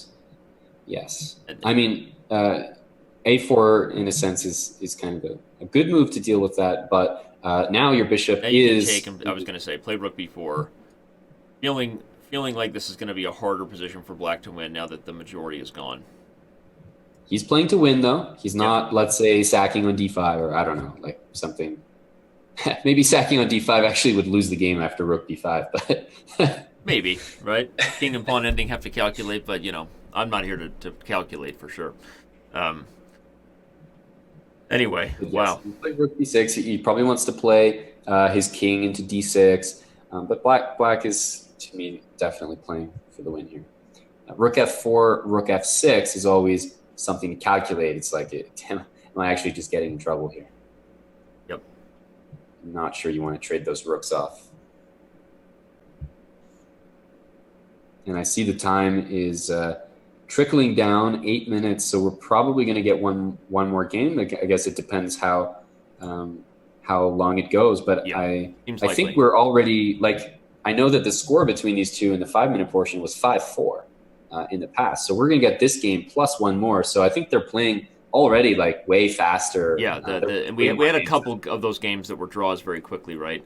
And a couple of early resignations in the sense that, once a player decided he was lost, they're not really interested in pushing it on. Right. So, these guys are pros. We talked about it in our pregame talk, and like we said, the OG Chess.com followers know that since the invention, pretty much of these big events, these guys have played as much as anybody, and they no stranger to both how each other play. In about 90 games, they've actually played head to head. By the way, on the Chess.com server, there have only been 18 draws. So Right. they play decisive chess, and they know each other well. Yep. And this is just quite a nice move, I think. Really deals with the entire position. Yeah, threatening, I You think, get just to play on rook by takes force. b5 and just simplify it out. Yeah. King d6, you definitely don't take with the bishop because of king c5, but you take with the rook. You play this bishop against rook endgame because I think the pawn on f4 does fall. Hmm. But that's the one to calculate, I think. So king d6, rook b5, bishop b5. Let's say rook takes d5, and then maybe I get my king to e5. Yep. I thought that one would have been interesting, but maybe at least white could play. He could arrange to play g3 there, and then you have rook against bishop, which these guys know is a draw. He's really done a great job of keeping the winning chances alive here, being Maxime. Now rook g3, I think, is coming. I think he's gonna play. Is he gonna play rook e4? Yeah. I thought maybe he should have played rook g3 first. Oh, the king was in check. I'm done. Yeah, he was in check. Okay, so he had no choice, but still, the threat of rook g3 is honestly what forced Hikaru to get the rooks off. And So how's the evaluation of this? He's not going to get the pawn off. Like at this Right. point, rook can come to the third I rank. think So his best chance is if you can somehow get the king to the third rank, right? So you're going to check back. The problem is Yeah. if you could do something like king h4 and actually check this king back, okay, you might be able to Yes. establish king g3. The problem is no real way to ever give check to this king without it coming forward. I'm Right. with you. I think okay, now definitely if that bishop gets to f3, we can all agree. Hashtag rhyme Well, time. It's a draw. I think that he wants to play. Okay, yeah. I don't think white necessarily wants to put the bishop on f3 because what happens, Danny, is I play rook c2 check, bishop e2, king e4. Ah, 6-1. It's really uncomfortable for you. And if you have to bring the king back, then I just play king e3. So I think that's actually like it feels comfortable, but it's actually maybe a way to lose. Right. So, but as long as the bishop just maintains itself on whether it's the d1, h5, or flipping quickly to the a8, h1 diagonals. I think what's important to remember is that black cannot be allowed to play the move king to e4 Or g4. when white cannot like give a check. Right, Let's e4 or g4, right? So the bishop has to be in a position. That's why it So he's attacks hanging the rook. around back there, trying to get some checks. Now he you also could go to needs have- e2 for a moment's Yep. notice. Yep, now you could. But otherwise, you want to leave the f3 square vacant for the king, Right. so you can actually go up the board as opposed to down, which is what he just did. Right. And again, the main reason for that, everybody, is if black gets the king to either of these squares. Uh-oh. Is this an issue? Oh, he blundered the tempo. Now that king's getting to g4. I'm not sure Hikaru really if frustrated with himself here. Has to put the bishop on f3. But now, after rook check, I think you can play bishop e2. Yeah, he gets lucky. So after rook d2, bishop e2, if black could just put the king on e4 like before, the position Yeah. would be losing for white. This is fortunate because rook b2, Yeah. there's king f3. So despite his frustrations, Hikaru is actually just fine. Yeah. You still get frustrated because you know that that's simply, it's Right, just not you how missed you're it, supposed but this has been pretty instructive, and I think that we all want to see the blunders and the excitement, but seeing strong players like this hold positions that are very, very dangerous, but they're holding with very little time on the clock. And what I was about to say, everybody, is the black king gets here and there is no check. That's the recipe to success because white will be forced to give ground. So this whole dance that's going on is really interesting to see how these players are both aware of what the other side's goal position is. And that's sometimes how you can calculate a high level. You have to be aware of what your opponent wants in order to know how to stop it, right? Rook d8, is he going to try? I don't think it matters, though. Because if the king is on this side, now we know the bishop can always block on e2. The king has to be threatening to get to e4. Yeah. or it won't The matter. problem is there's so many checks from e4. There's two diagonals Yep. to check from, which is why he's finding Yep. no luck there. It's actually black who's almost getting flagged here. Pretty funny, right? Now all of a sudden Maxime forgetting that he could lose on time as long as white has that pawn on g2. So Yeah. but okay. I wonder if they've repeated the position 3 times enough yet. Again, the problem with this is there's no win, threat as long as the king is on that short side. What do you think of the rook on the 6th rank? Like, it feels like that's the operative. No, but I think you have to be able to get the rook to the 6th rank and have the king on we'll call it the center side of the pawn with threats of e4. Right? So he's trying to create that, but now the king will come back. The bishop goes back to e8, preparing to meet king e4 with bishop g6. Yeah. And, oh, that's a surprising way to end, and we do end up getting this. We do end up getting this one more game, but we were almost wrong there. That was almost the longest game in the history of the 5-minute portion, Amon. Wow. But we have a tied match, which, I mean, regardless of the result of this game, and I don't want to give him any victories he hasn't earned yet, but if you were to tell Maxime he would be in a tied or 1-game match headed into 3-minute, I mean, at this point, given his record against Hikaru in these matches, I think he's got to be feeling pretty good about his chances. Yep. No, I agree. I don't think that he could be upset so far. I'm interested going into 3-minute because the last time that they played, Hikaru actually set an incredible pace. That's true. In 3-minute. He really separated from Maxime in that time control after a very close 5-minute, which is echoing what we're seeing here. I also wonder whether the openings are going to stay the same or if there's like sort of a different 3-minute repertoire, because it seems like MVL is willing to follow the lead of Hikaru, Nakamura. right? Hikaru kind of setting the pace with openings, and we'll see how long that happens. What is this? Rook E2, Rook C2? Did we see this last game and I just didn't notice it? But we didn't. I mean, okay, last game I was fixing an issue for a moment, but this has clearly gone wrong here for Maxime. This is the worst part. This is the opposite that we've seen in this line so far. E4 is falling for free. Wait, but F2 is hanging right now. Right. Knight takes F2? Hello? Hikaru is calculating with his hair blowing in the wind, and, trying to figure out what in the world Maxime, what just happened there? No, but why is there a rook on C2? I mean, I played the Benko before, and sometimes you do like some funny stuff like that, but otherwise you're... I felt like that almost sounded like a confession coming out of your mouth. I played the Benko before. It's not the Benoni, but... That was the fastest. Definitely the fastest. Loss. Is there time for another one? No, there isn't. There isn't. Must have been close, though. That's insane. You're right. I'm going to go ahead and check real quick on the player's scoreboard and make sure that... that is by far the worst, like, 5. Yeah, no, the time is up. Time is up. And okay.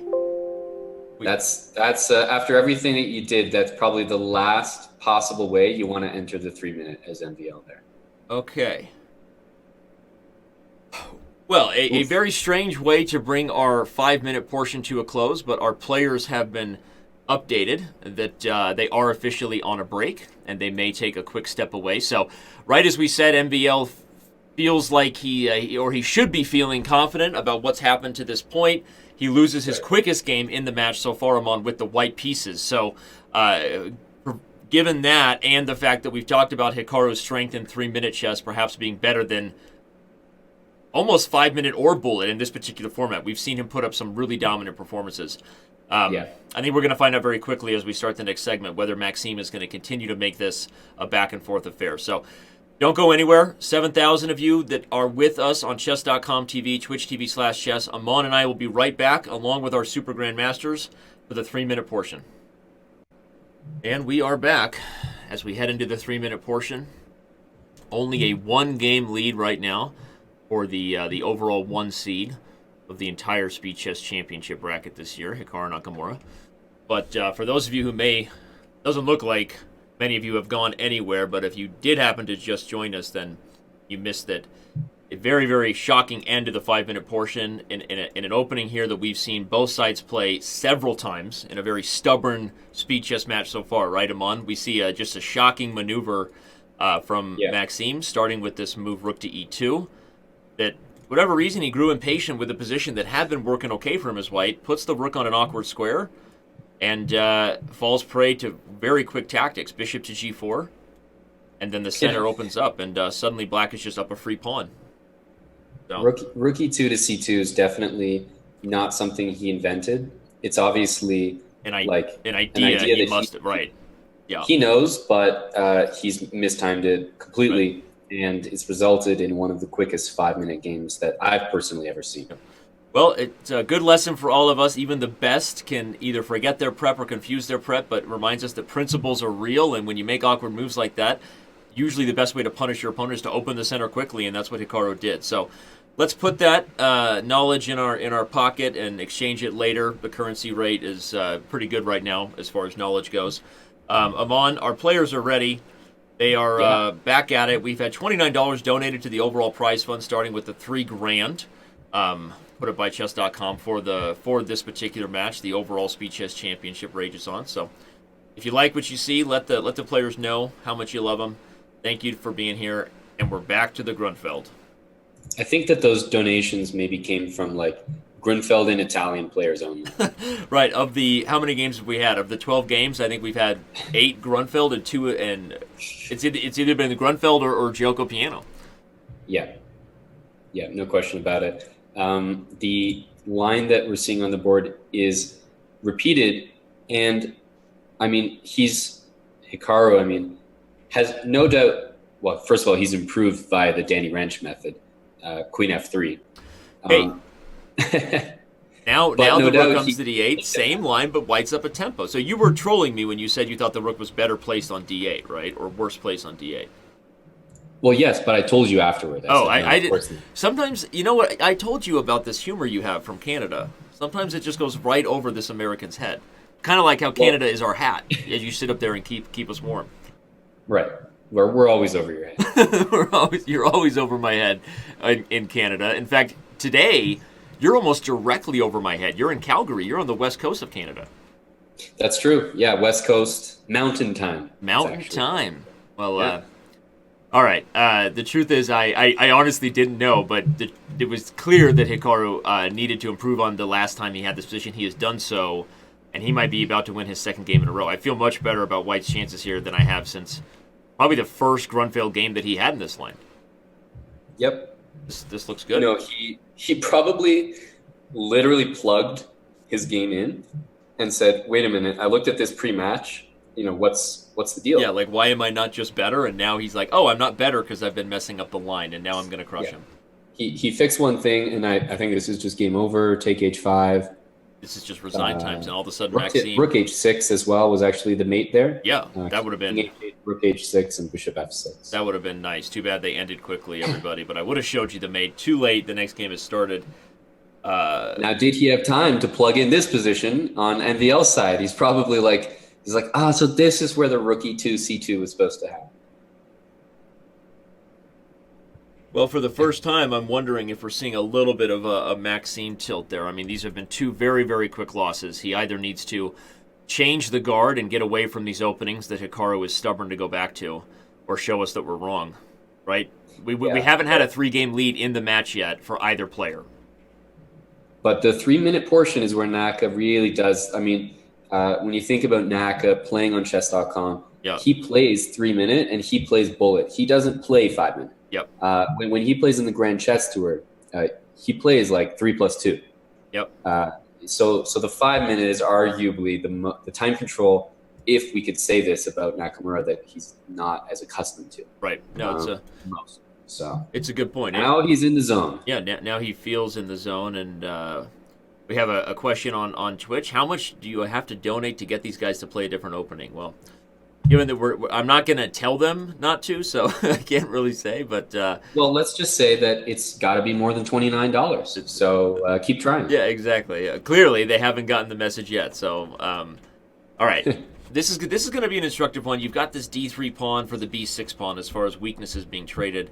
The knight on f5, super useful because it guards the d6 square. Yeah, and Hikaru wants to get rid of it so that he can actually double, or d3. Well, he's given the d3 pawn, but it's a very temporary thing. The knight would come to c4. Yeah. You would have to take the d1 rook and then play knight c8 to not lose material. But this knight on g6 is so clumsy. There would follow like moves like rook d7, knight d5. So the general feeling is that I like white because and especially after that move, that's a positional win to rid yourself of this weak pawn here.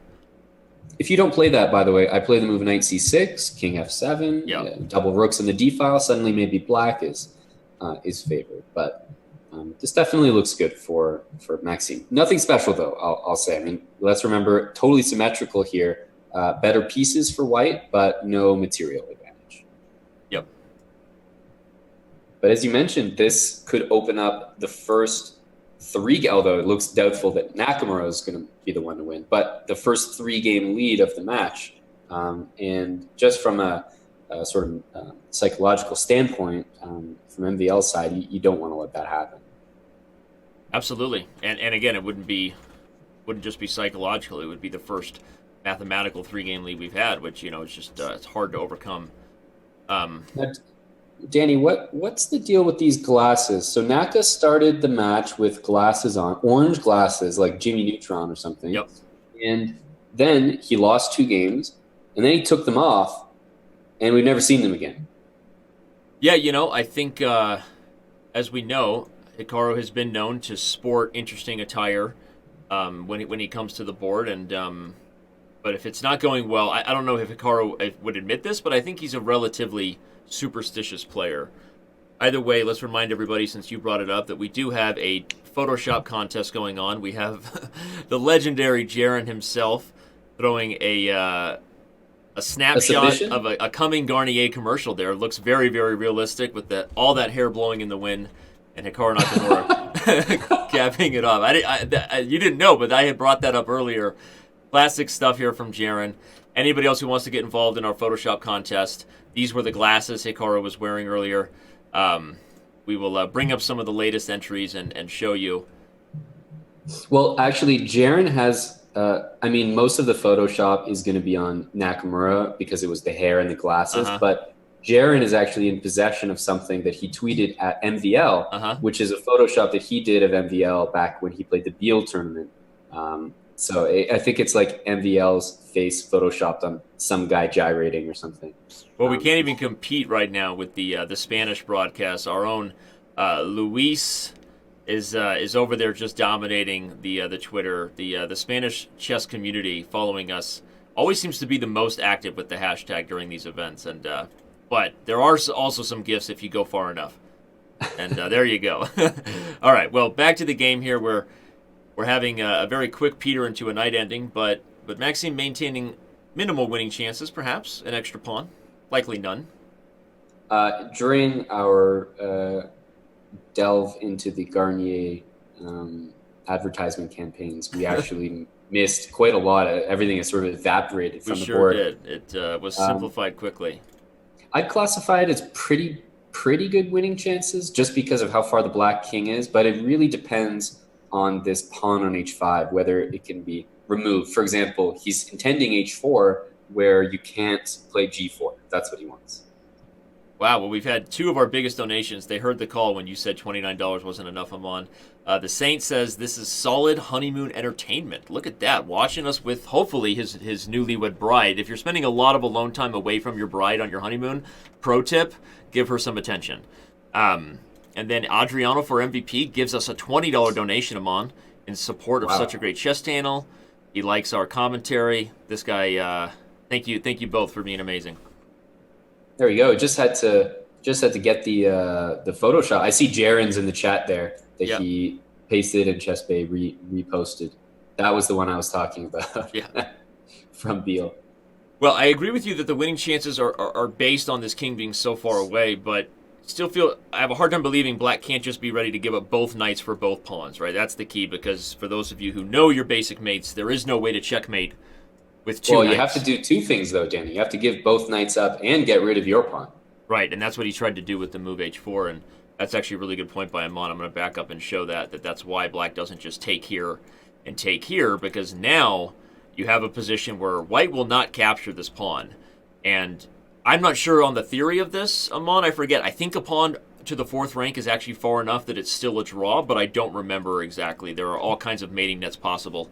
Okay, and now we Yeah, do indeed. it really depends. Eric actually had this position during an Olympiad Yeah. in 2014.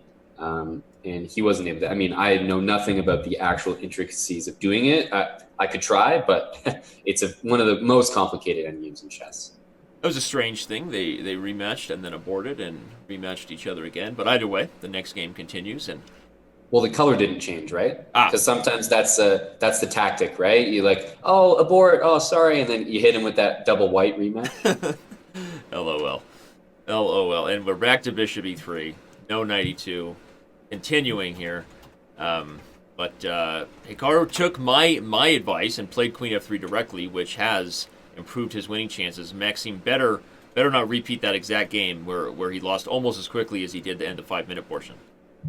Yeah, now it's like, okay, Maxime, what do you have? Yeah. And he comes up with this queen a5. The only thing I'll say is that what Nakamura brought to the table as an improvement was, in my opinion, checked during the break. He looked at it with a computer, I want to say, which is why he was confident bringing it out. Whereas MVL's improvement right now, he likely found right now. So the upper hand in terms of the position probably still lies in Hikaru's favor. Preparation, yeah. Yeah, he's comfy. He's probably just looked at it. Whereas MVL was getting great positions, so he's not going to like stare at this position during the break. That wasn't where he went wrong. And then after our last two donations, the legendary Chess Bay, the Twitch hemisphere's greatest chess philanthropist donates 33,000 bits. We love you, wow. Chess Bay, and thank you for everyone's support here of these players and for helping to increase the prize fund. The prize fund counts the bits as well, I assume, yep. Does it? Yep. Anything, even purchases of the merch store, and Aaron always gets mad at me when I say that because that means we have to track another system. But hey, purchases of the merch store, if you decide you want a Speed Chess mug, I have one being sent to you, Amon. Relax. Okay. I was about to be up in arms. Yeah. So, but anything you want today is all going to the players. So, all right. Hikaru got this was a big mistake. Yeah, here. this is the kind of exchange sack you fantasize about on the white side of the Gruenfeld. This is the potential three-game lead that we talked about. This king can put itself on d3. This light squared bishop is the best piece on the board. And there's nothing here. There's nothing, and you can always do that very nice maneuver with your light squared bishop, where you can like either stick it on b5 or c6, depending which file you want to clog. Let's say. And you just put king e2, king d3. Yep. And like we said, this piece just dominates. We just have another $30 donation. Wow, the fans are liking it. They're giving these players their love in our last match of the quarterfinals today. So we'll see. The support is rolling in. I see BJH also with the resub. Shout out BJH. Okay, what is White doing here? Do we have to try to corral this pawn? But king f2 doesn't work because of bishop c5 check. So Maxime making this hard for Nakamura to prove. Right. So a6. My question is, what about the obvious? Like, I'm just going to push my pawn all the way. I can play bishop b7. I don't know what to do about this. Yeah, I was going to say rook b1. If a7, after trading or at any point, there's always this bishop c5 shack. Yep. So. Rook b1 is nice, especially if you get the rook behind the pawn. This is always your best way to try to approach a pass pawn race if you can. Get your rook behind the pawn and help yours. How is king e1? I want to try my best to lose the game. Like king e1 takes. Get yourself mated on c1. Check, bishop c1, bishop h6. Yeah, and then I'm lights out. Getting mated. Wow, so what a weird configuration here. Okay, so we got the pawn, and he'll be happy about that, but I think white is just... White's still better. The d-pawn will eventually fall. You still have two pass pawns, but two pawns in compensation. So rook a2, though, he does get something. Rook a2, king d3, rook g2, but I think that Naka was saying, like, he just takes f6, let's say, and he's got two connected pass pawns that roll. Yep. Our last $30 donation came to us and asking if we could get Hikaru to play the Bond Cloud opening. He says he saw him play the Bond Cloud opening in his own stream one time, and it was hilarious. Anyway, thanks for the commentary. Well, we appreciate it. Unfortunately, we can't really advise these players on what openings we want them to play, but that is, you guys are giving me more ideas for a future format where we actively engage choices like that. I think there's a ton on the line here with a huge prize fund for any kind of online event and the title of the SEC. So we're not going to influence bad openings, but I like where your head's at. Well, Dan, did you just say bad opening? Let's not go down the Bon Cloud road right now, can we? All right, so Hikaru has his 2 passers. Will it be enough? He's going to want to get the bishop to the h3, c8 diagonal. You can't take d3 because bishop b4. One thing to remember about advancing these pawns is that based on the fact that black possesses a dark square bishop, normally you would want to advance on the dark squares. Hikaru is slightly frustrated with that. He's got to be annoyed, right? Yeah, that was a game he really liked his exchange sack, and Maxime defended well. Well, you got to be happy with that if you're Maxime. You stave off what looked like a terrible position, and now you get the white pieces again. So, well, we have our first. My eyes hurt. Is this a different opening? The first Berlin, I think, right? I assume it was a Berlin. Yes, it was indeed, and we've got the opening that, for those of you who really follow all of our events for the last few years, you know that the last time Hikaru and Maxime played their speed chess match, it felt like a Berlin theoretical battle. We had a lot of Berlins back and forth, and this is the first one of today. What is... These guys are both Berlin experts. Hikaru giving... Look at that. That's Hikaru number 7. I've told you it would come. Hikaru number 7 is the look off to the side over the right shoulder, trying to recall opening theory. Has anybody started the wiki page I asked for all these I'm cataloging these. Hikaru number 7 is always a theory check. There it is. Oh, that's Hikaru number 14. Look up and over. That's actually him pretending to be frustrated, but he's actually questioning his opponent's move.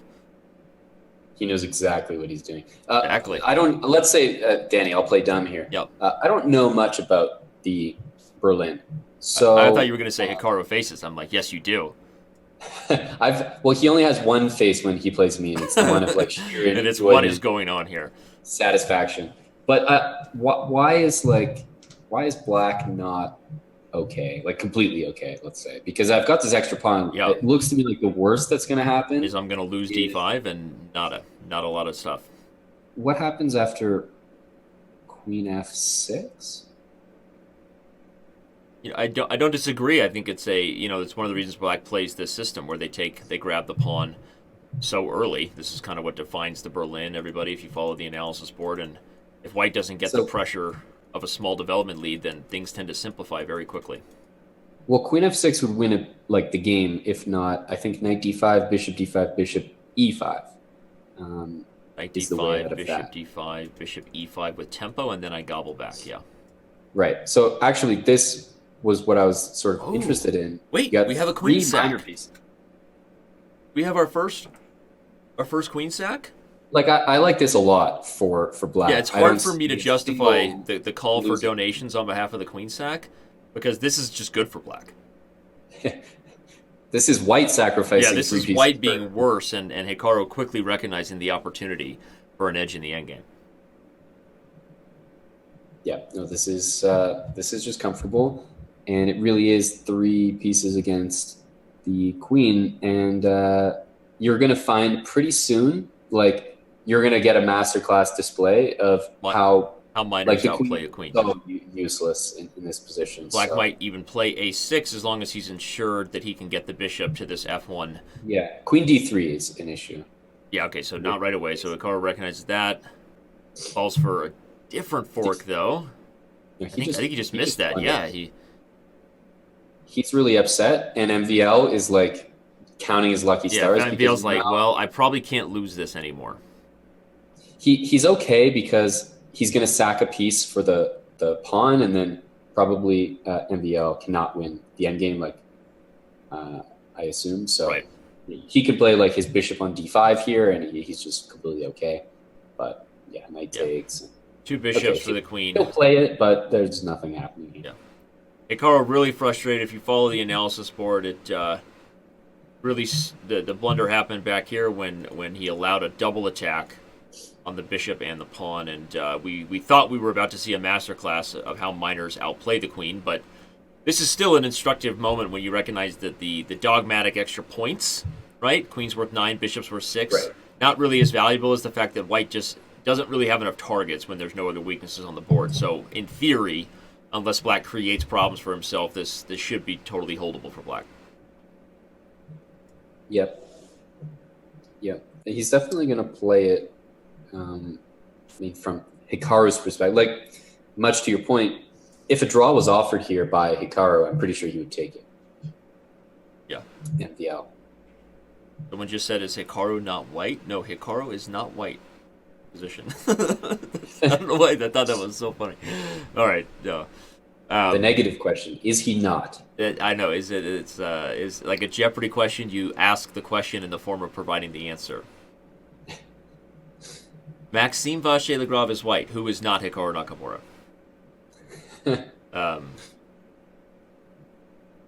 Yeah, I don't see anything happening here. I mean, if he's interested, he can play f6, just to... Yeah, just to really make sure it gets easy. Diamond member F7. Goku says he would blunder his queen and lose this position as white. You're not alone there, buddy. Not alone. Is he just going to take on f6 here? Take f6, bishop takes f6. He'll take with the queen. Could be a fun way to end this into a draw. No. Maxime wants more. Okay, Does he bishop really f6 think... I mean, let's say that you take the g5 pawn off the he'll board. play king g6 and then bishop e7, and I think they'll end in a draw. I think Take it? Yeah. It seems like he doesn't want to do that. Like, he might check and play queen e5. I mean, okay, I guess the one justification is Hikaru has 30 seconds. And so, he's, just because it is a draw in theory doesn't mean the game is going to end in a draw, right? So that's what Maxime is going to try to do, create some practical chances. If king e8, white would have had king g7 there, and then it would have been weird. So suddenly, Maxime making a little bit of progress. Uh-huh. Yeah, and Joshua Chamberlain strikes again. We said the game was over. That's an inside joke, Amon. I'm not sure if you caught that one. The Joshua Chamberlain. I caught nothing of this. He's a legend, Chamberlain. Okay, I'll take your word for it. Oh, the pawn advances another square. Now it's really, really getting toasty for black. This is a weird position because the king just shuffles up and down, and the white king just can't go past. That's the issue. It would be more interesting if the pawn was not on the board. Oh, now he's playing for the win, by the way. Yeah, suddenly... Okay, playing for a win is obviously a stretch, but... You don't disrespect Naka. Yeah. As soon as you play on past... But look, don't think Hikaru is not fantasizing about the bishops relocating to c7 and c6, the pawn moving up another 2 squares. Look at this. Yeah. Don't think Hikaru... It's happening. Okay, the queen's going to come to a4, though, threatening queen e8, and I think then we will finally see Maxime bail out. No, it's bishop c8 check if you take it. Look at that. Classic Hikaru. Oh, Jen Shahadi in the Twitch chat says she loves this imbalance, and I didn't think it was much of an imbalance, but perhaps she's right. Maybe black was playing for a win the whole time. Look at this. Uh-oh. Oh, man. This is kind of hilarious. No. Oh, no. This is so awesome. Okay, now queen a2, king back to b8, and Bob's your uncle. Okay, wait a minute. What? Okay, no. There is no idea of bringing the king forward with some sort of mate on a7 because black queens would check on g1. Because even here, you can't take that pawn. There's always bishop b7. Wait a second. Queen h8. Oh my gosh! Hikaru blundered it. Oh my gosh! And he's smiling, and he's just like, oh man, MG. Oh. And you could see Maxime sort of bouncing. I started as soon as the king went to a8. I was like, wait a second. Queen h8 is a very gorgeous. Holy shenanigans! And Joshua Chamberlain truly does strike again. We called a draw. We were wrong. The game ends in a win. It seemed like both players at different points thought they were winning and then losing. I think they both might have been at some point. I mean, wow. But MVL justified for his continuation of a position that seemed to be a draw. The fun and excitement continues. The Chess.com That's very OMG emotes impressive. coming out. Man, to play that on, like, I would assume that two bishops and a pawn is like, why am I even Right. playing? Okay, well, Rook C8 now being played differently than B4. Those of us who are really okay, B4, Queen F3, Rook White is C3, is it time? it's a slightly different move order, but all of us who are taking advantage of the Grunfeld lesson we're getting here from these two players, let me remind you that normally B4 was the move there instead of Rook C8. So Maxime deciding he doesn't want to keep getting that position, mixing it up. Okay, we've seen this type of position before, and Yeah. actually, this was the case where Hikaru played the move E5, like with the queen on D6. That's sort of how it happened. And this feels like a slight improvement for Hikaru because there isn't a super rush happening with the A pawn and B pawn, the normal 2-on-1 for the Grunfeld. And Hikaru, Well, he identified something which I think is completely true, which is that the bishop is completely and 100% better on D2 than F2. I think that's the case. Rook C8 was Bishop played C- to stop Bishop C3. By the by, Yes. that would have been a problem. Some activity to deal with. But Queen D3, Queen? I thought he could trade because Rook D4 didn't skewer due to Rook F3. But now he's getting the lady chased a little bit. He has Queen D8. Where is this bishop going, though? Okay, so Queen D8, he's going to go for this. I guess he's taking. Very scary, though. Yeah. Like, Queen takes D2 and Rook C1 is super scary. But there's scary no for good black, way. too. I mean, F5 is a move to look out for here, and then F6 and smoke the king out of his corner. Yes, we've seen some very impressive sprints so far. Yep. F5, Queen D2, F6, King H6, Queen D7, threatening Queen H3. Maybe you can just play Rook C1 there, though. Showing that on the board, and you may be right. We'll find out what these two want. But Hikaru taking his time, I was anticipating he probably was calculating it, and he's going to go for it. Yeah. So that position that I just mentioned actually looks like a draw with Perpetual at the end. Yeah, Maybe Black Queen doesn't have H3, to King play. G5, and White has to bail out, right? Right. Yeah. I'm not sure if that is necessarily the line we're going to get. I think we might. Because I'm Black gonna doesn't start have to to play show Rook it. C1, but because here I'm sure there's another move than Rook C1 which can be played. I don't know. I'm more skeptical that Black is the one pushing on. I think if Rook C1 on the analysis board, Queen H3, King G5. Okay, could I play G3? Just stay with me here. G3, guarding F1 with the Queen, also threatening Queen H4 mate. I know what you're thinking, Danny. No, but Queen H3 and G3. No, I assume that he can probably play it. Or Queen F3 check guards the rook with tempo. I like that a lot Maxime more. should have gone to H6 would allow Queen H4. So now he gets the tempo, guarding the rook, and I feel like White is the one pushing here. Yep. Yeah. The only thing is, if you get to an endgame, I'm potentially still concerned about like a bishop d6 covering everything perfectly and the bishop on b1 just being out of the game. But no, it's a good point, and White may end up regretting the dark square opening he just started with h4. But like I was gonna say if you even take the rook on f1 and then play bishop d6 or just play bishop d6 right away as he did, yeah. I'm feeling a little uncomfortable. Bishop d3. Okay, Hikaru knows what you said to be true. He can't afford to just be down a piece. In the opposite bishop positions, if the play becomes all about your opponent's squares, then you're basically down a piece. So Hikaru offered a draw. Okay. Interesting. It's accepted. Hikaru's shaking his head. You know, I'm not gonna. I don't think I'm out on a limb here to say that game was almost a bit of a hangover game for Hikaru after blundering that last one we saw with the queen for the two bishops, right? The emotional carryover from losing that last game that he shouldn't have. But let's not forget that Maxime is going like completely toe to toe with Nakamura right now. Yeah, I mean this is a one-game match. One-game match with 30 minutes left and a time control that has been historically Hikaru's bread and butter here. Maxime not blundering into his rook e2, rook c2 approach this time. We have a different move order for those of you who've been with us since the 5-minute portion. Thank you to all 8,000 of you with us now, all the donations and bits that have added more than $100 here to the players' pockets. And, What's the highest view count for one of I don't these know. events? I assume it would be the Naka against Magnus. Oh, for sure. I thought you meant this year.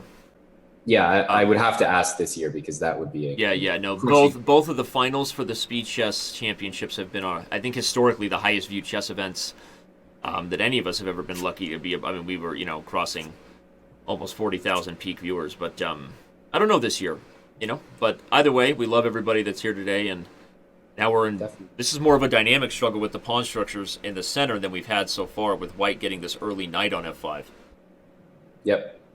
No, one thing about these kind of positions, I was going to say, with the bishop still on the board, the pressure on the e5 pawn is the only thing preventing me from playing bishop takes f5, ef5, and then playing knight f8 or something like that. Because if I could get away with that, structurally that f pawn is not so good for White, but it would come at the price of one pawn. Closes the center rather than trying to undermine things like c5, and I think it's the right choice because now White feels that with the pawns closed up, I'm gonna be able to play things like g. Oh well, Black's that's a pawn. blundered a pawn. I think that this b5 move was a no calculation Hikaru move. But it's also a very good one. He's really pretty good at those no calculation Hikaru moves. Like b4 and switching everything b4, to the a file. Flip the script, and I can act like my a5 pawn was a sacrifice, right? Yeah. I think he's trying to keep the time like he's ahead on the clock to maintain that image. Yeah. Maintain that the bluff. So, but yeah, b3. Okay, it's not an impressive pawn, but it's a pawn. Yep. But I don't think Naka's too concerned here. No. This a pawn is about as bad as an extra pawn comes. I think the real thing to worry about is White's space advantage on the king side, knight d3 and f4. White switches to the doubled f file. This could be where White finds his play, and that's what Maxime's preparing to do. He wants to punch f4 through. It's almost, though, as if the game would go the same way, whether there was a pawn on a5 for Black or not. It's interesting, because then Black would be playing a4, right? Yeah, sure. Yeah. Let's say. But, the way it is right now, Black is not really the one that plays f5. But he's sort of deterred White for the moment with f4. He did the stutter step, f3, but he's finally opened it up. Don't let that knight get to e5. Yeah, this is his. Yep. This is his idea. Queen b2 is very strong, and it's hard to move the king away because there's lots of knight takes g6. This is, Queen b2 is very strong, by the way. Yeah, and Maxime is kind of knight e6 looks. I don't know if it's just the beard, but he seems pretty happy with his position here. Yeah. So what happens after knight? Knight takes g6. Well, knight g6 just king takes, I think. Okay, duh. But knight e6 looks like the only way to try something. But you get into this position where after, let's say, f e6, rook f6, rook a2. Oh, no, it was rook f7 there. Well, I was going to say you don't have to do anything as Hikaru necessarily because your rook is already guarding the seventh rank. But right. But I think Maxime taking the right approach anyway. Just build up on the pressure. Don't let Hikaru. There were some serious moves coming there. Like if knight g4, there was knight e6. Wow. He's played knight e6 anyway. Takes. Does he have to play e5 here? Ooh. I'm surprised he didn't play e5. Ooh. He's getting the ladies off. Did Maxime just miss this? I would say that he... I think he took back instinctively, but I think he should have maybe considered whether it was the right thing to allow here. Now his king on h3. But there's no checks, and rook f7 is serious. So what, rook e e7 and then rook g7? Well, I was going to say rook e7, rook f8, threatening mate on h8. Yeah, and then rook g7 is what or even rook e5, blocking the queen and threatening rook h5. That's a good-looking one. Yeah, actually, again, it's going to be funny to see who ends up getting themselves mated here. So rook e5. Rook e5 even right away. Threatens rook h5. Yes. No, exactly. That's what I wanted to do right away. I like the look of that. Okay, he does. He was still going for something there. He wanted king g6, king h5. Yeah.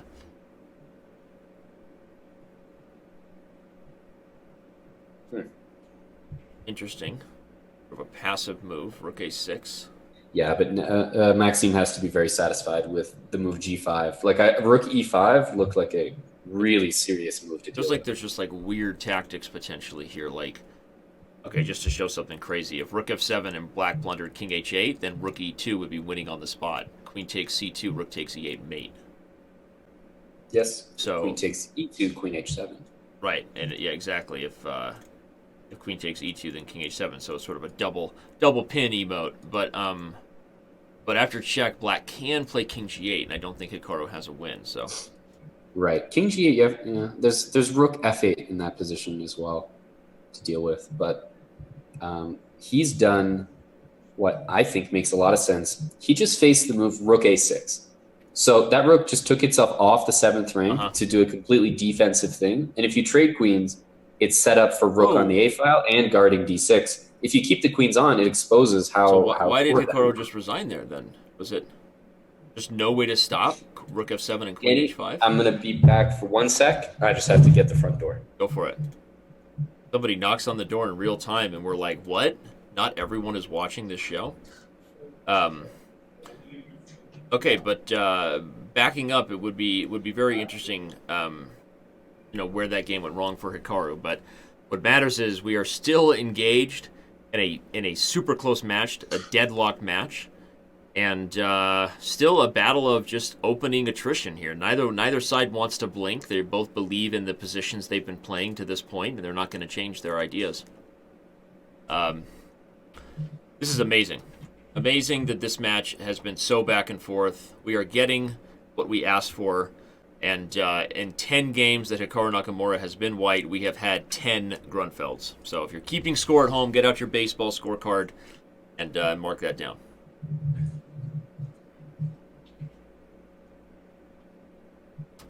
Queen to b1.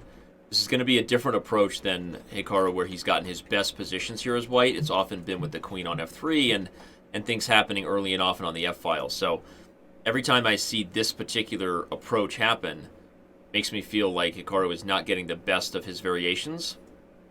But he's up significantly on time here. So maybe that'll help.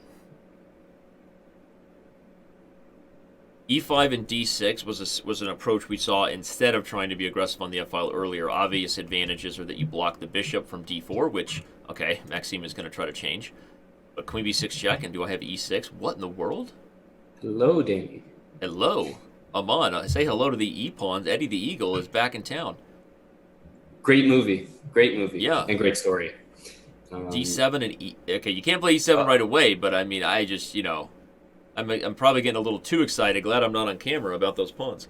No, I mean, this is... He did some work, right, in this opening. Clearly, and not only that, he's at, played... when you were gone, I was highlighting just how quickly he's now played since he's had this position 10 of 10 games as white.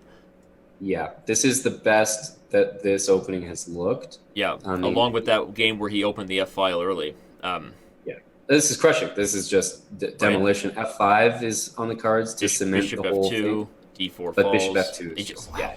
We have this is on pace, and this is the kind of thing that Mike Klein, who's been helping you and I behind the scenes, shout out to our boy Chess Mike. He's been helping us, but this is on. It feels on pace to have some of the most games played in Speed Chess Championship history. Mike will probably remind me of what that record is. I think it was Magnus's match versus So. Yeah, that one was quick as well. But you know what it is? It has to do with them playing the same openings all the time. Right, yeah, they're playing faster and faster. 40 moves. Yeah. So fast. Not much, but now we're starting to see a little bit of mixing it up here. This is the most open we've seen of the Joko Italian games we've had so far. Yes. Mike confirming that I was correct about my Magnus versus So match, and he said nobody has actually come close to that match, and it was because, as Wesley, for those who watched that last year, as Wesley kind of went on tilt, he was resigning a lot of games early, and Magnus just can't stop, won't stop. It was 37 games.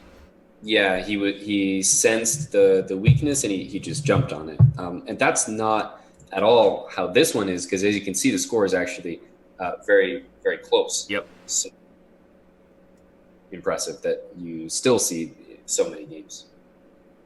Okay, well now back to a one-game lead for Hikaru, and on the black side of a Joko where he's found himself almost every game is black, but Yes. what do we? I mean, this isn't the closed center we saw last game where Maxime got the knight to f5, but I feel like White's chances are better here than last game, and maybe I'm wrong, but I guess I just like the e-file pressure, and I like that I could still put a pony on f5 where you can't play g6 without h6 falling. Right.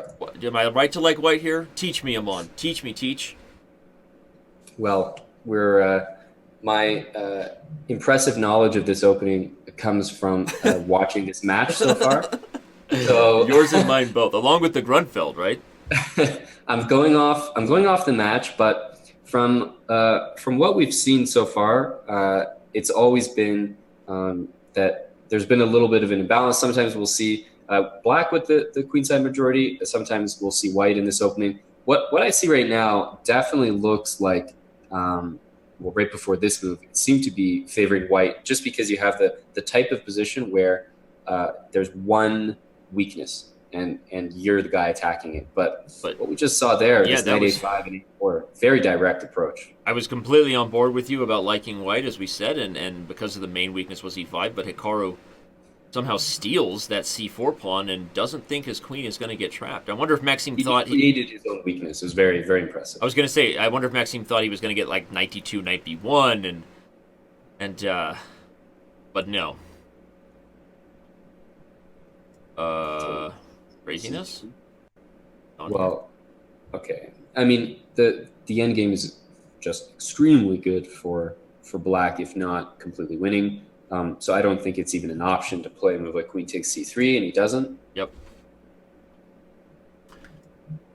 Indeed, slides the queen to e2, threats of rook to e8, f7 would fall. Probably Maxime plays queen c6 here, stopping the threat. Sorry. Oh, sorry. Hikaru plays queen c6. I'm sorry. I'm sorry. No, he plays knight f6 and likes the queen active where she is. Threats on b4, maybe even a3 and queen b2 is a way that. Yeah, a3 just looks like a very nice move. Yeah. Especially now, I would play a3. A3.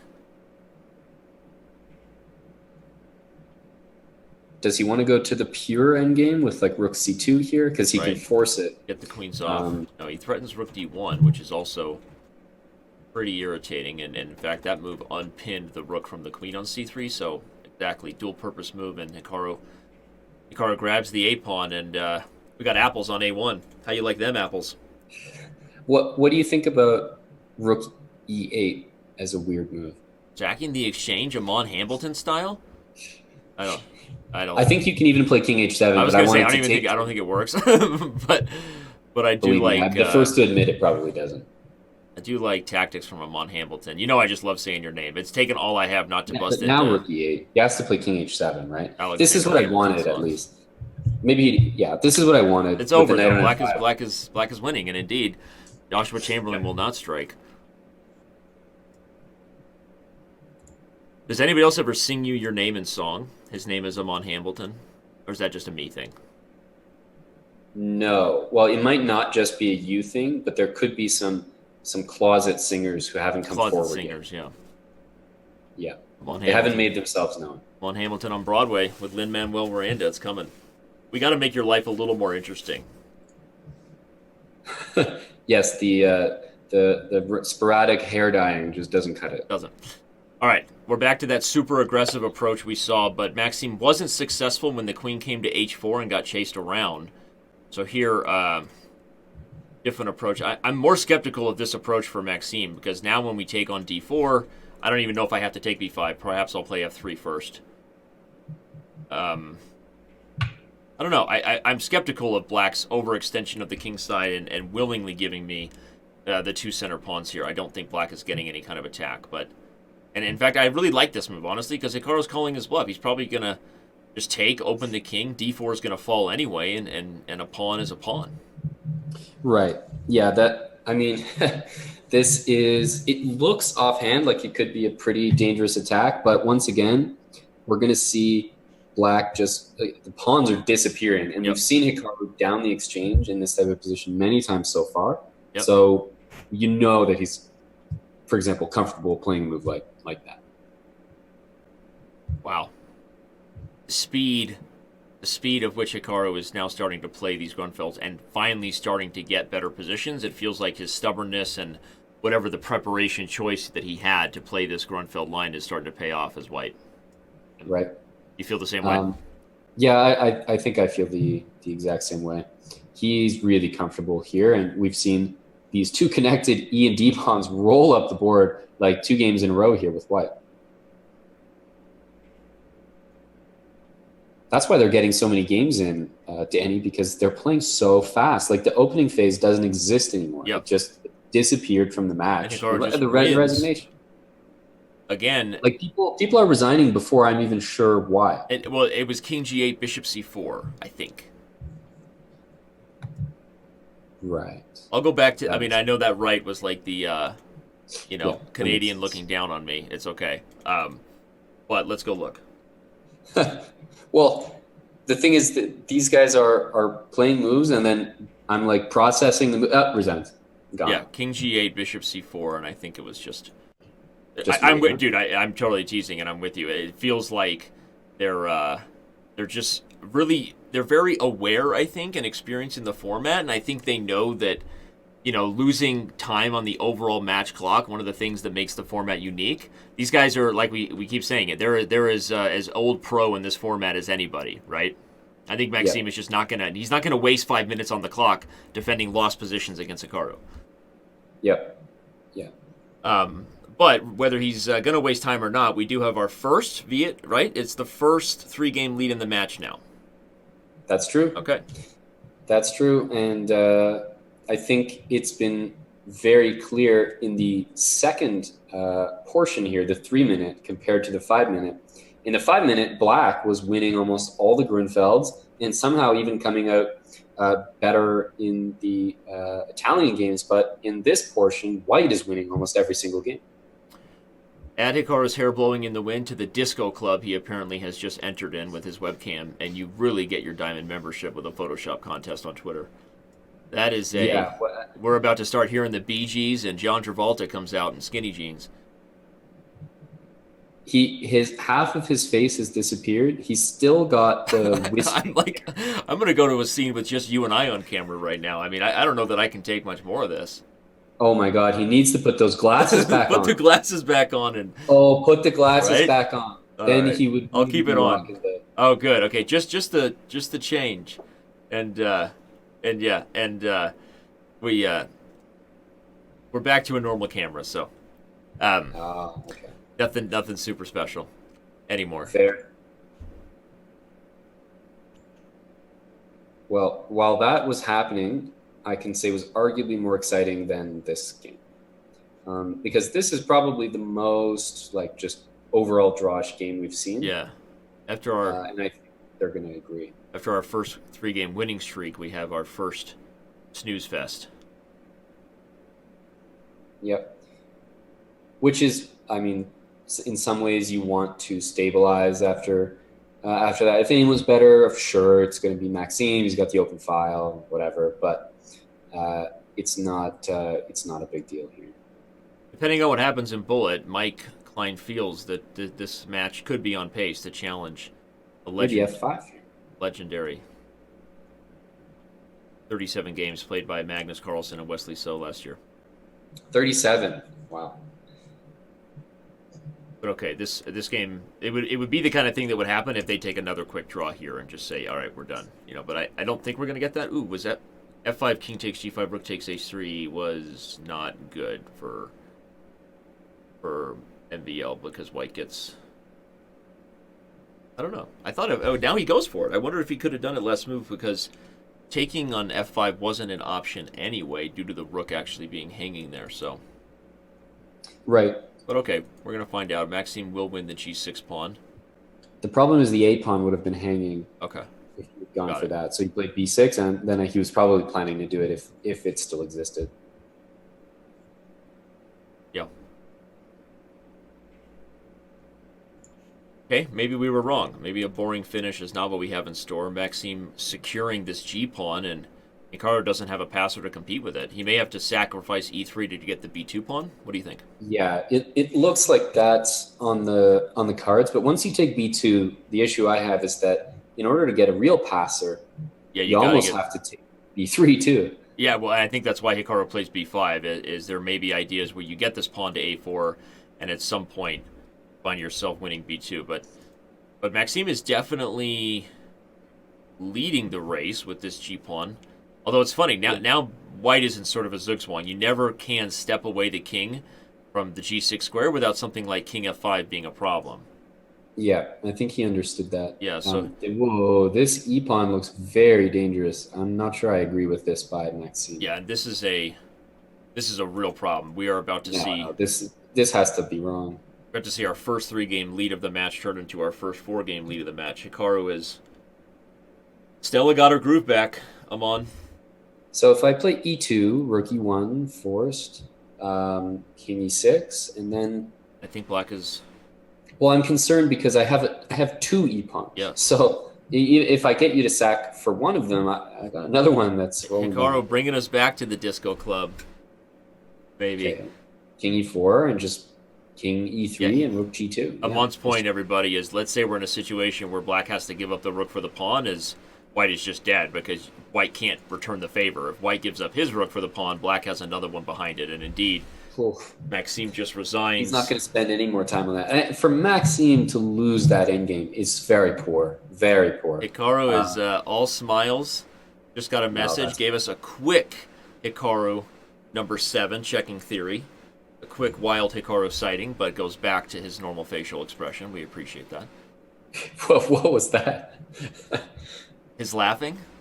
Yeah. I don't know. I think my guess is he had a friend tell him something, or Hikaru lives in a lot of different chat rooms. I've been watching him play bullet matches where he's one of those epic 4 hours in, he's dominating Yakov, I don't know, 87-1 or something like that, right? You've been there, right? I've been there. So he's Hikaru, and he's simultaneously chatting with me on Skype while just So. And he did what I'm assuming he was trying to do since the start of the match. He broke him. Yeah. He broke the Gruenfeld. Yeah, he did. He broke the Gruenfeld. He caused Maxime to switch. Maxime of all people to switch his opening, and I think that's already like winning the match. Right? Yeah, it's a huge sign that the writing might be on the wall. I mean, this feels like Maxime has been toe to toe with him. I mean, okay, that doesn't feel that way. The match was just tied 9-9 for those of you who may just be joining us. So It's now 13-9. We're not exaggerating to say it's been a close match, but yeah, like I said, Stella seems to have found her groove. Tay Diggs showed up. They look madly in love, and Hikaru is back on winning streaks. So. Oh man, this is a very good move as well. 95. There's this bishop b7 shot. Yep. In every position. Intending. Oof. I mean, no, this is not good. Pressure on b7. The bishop pair now belongs to white. Even just Bishop simple. f1. I was going to say Rekharovka. Oh, I was testing you. Bishop f1 is needed. Or queen b5. The endgame. Yeah, queen b5 I like as well. Endgame has a nice, cute little thread in some positions. You might just take on c6 and double the c-pawns and take a7 with the knight. So, I suppose... Oh, he's really going for... open things up, yeah?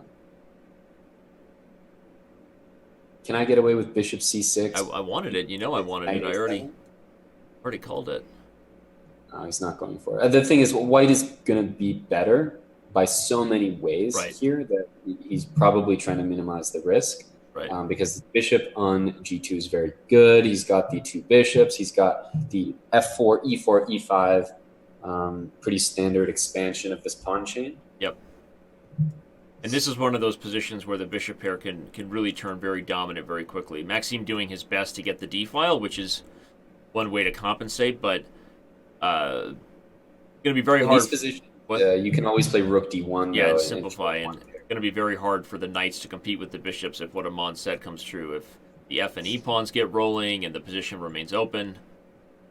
Yeah, we're going to see rook d1. Nice little tactic. Intermezzo. Not sure it's incredibly meaningful, but he'll change the structure, take on c3 intermezzo, and Yep. the main thing is if he can get the knight to c4 and maybe set up some sort of hold where this bishop on c1 doesn't get developed, and right as I say that, Hikaru's going to fix that problem with e4. Yep. And he's going nuts. Hikaru's in the disco room. Give me a Hikaru and a disco ball. Maybe John Travolta's there, and I don't know. I'm the Oprah of diamond memberships today. I want to give them away. Give me my Photoshop. What is he? Yeah, what is he he's listening to? Oh, I love when Hikaru goes nuts. I think he's singing as well, right? You can't exactly see his lips. Hikaru number 14. Well, amidst all this, his position has gotten much worse. Much worse. So the dancing aside, he At least it's opposite bishop, so we can be sure that the most that's going to happen here is MVL is going to like waste a bunch of time on the clock and still not win. right. No, and I guess from a match point of view, you're right that not a lot at stake here for Hikaru unless he starts off on the wrong foot and bullet and kind of breathes confidence back into his opponent. Then You see, Maxime offered to draw, and Naka said no. Okay, now they said yes because it's like that's the worst position to be in for Maxime. It's like you're up a pawn, but it's a dead draw, and you're just wasting your own time. And we've had a few of those where our competitors openly admitted afterwards that they were very aware of the match strategy. The SEC format's different, that you're competing against this clock counting down, and Magnus admitted it, that he played a position way longer, and Grishuk admitted it, and I think there's nothing that's gamesmanship. That's being aware of what you're up against, right? So I wouldn't have begrudged him playing it out, but I think in this case Hikaru is just happy to play more chess. I don't see why that's an issue. Probably the most notable games, I mean, every sport has it. Soccer actually doesn't have it as bad as others. Right.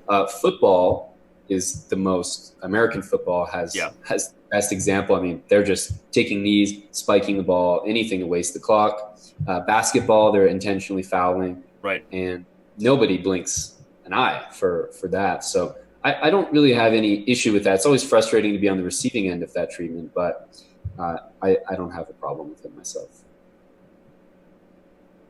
Well, under 4 minutes now remain, very likely, unless we see a blunder, that you are watching the last 3-minute game of today's match. Thank you to all, almost 9,000 of you we've had at our peak here today. And this has been a super instructive, exciting match, and we'll see if Maxime can get a little momentum swinging his way with the white pieces here before the bullet starts, because I think he's going to need it. Yep, he's going to need at least a better game, because we saw it still affect him when he took a terrible, terrible loss from the 5-minute section into the 3-minute. We saw the next game in the 3-minute was also very bad, a very quick loss. Yeah, very quick loss. He doesn't need to win, but he just needs to have a reasonable game and then get set for bullet, where I think he'd be the first to admit that he's a fair underdog. Right. So it's even more reason that he needs to be on top of his game. Look at this calculation from Hikaru. This E3 pawn sack was designed specifically around this idea that the queen can swing, and he's got compensation now with this E3 pawn being under attack. But more than compensation. Knight takes E3, followed by rook takes E4. Feels good, Hollywood. He's looking across. That was Hikaru number 9. There is bishop F2 at the end of that line, so he's going to. Oh no, but that was Hikaru number 9. That's usually when he's putting the game away. Rook takes E1 is check. Yes. Yeah. And take G6. What do you take? Do you take on F1? He does it. He takes on F1 and gives the head bob. Oh man. Okay, Maxime going to do everything he can, but there's bishop G1 check and then take A1 if you really want to play this 2 rooks for the queen. I'm not sure that you do, but maybe you do. I don't know. Yeah. You might just settle and okay, no, he wants it. He's going for it. All right. Yeah. Here we go. He's all in here. He's feeling confident. So queen b7 or queen c7, I think it's going to be rook e8, and he wants rook e3, followed by bishop f2. Yeah. Do you play h5 here? Is that annoying? Vachier-Lagrave means castles in Russian. Read the color 23. H5, threats of rook e3 are coming. The king is in a bit of a mating net. The main thing is you got to watch out for things like bishop on g1 moving and suddenly rook h1. For Right. example, bishop... Okay, it doesn't work, but if you can move the bishop and get rook e3 check with bishop g3, then rook h1 might be mate. Yeah. He's So he's trying. going to play G3? No. Oh, okay. So he e6. was relying on checks there Yeah. to get him out of that. But Black always seems to have a resource, rook f1 in the position to cover f7 and then let him focus on whatever checkmate pattern he's trying to achieve.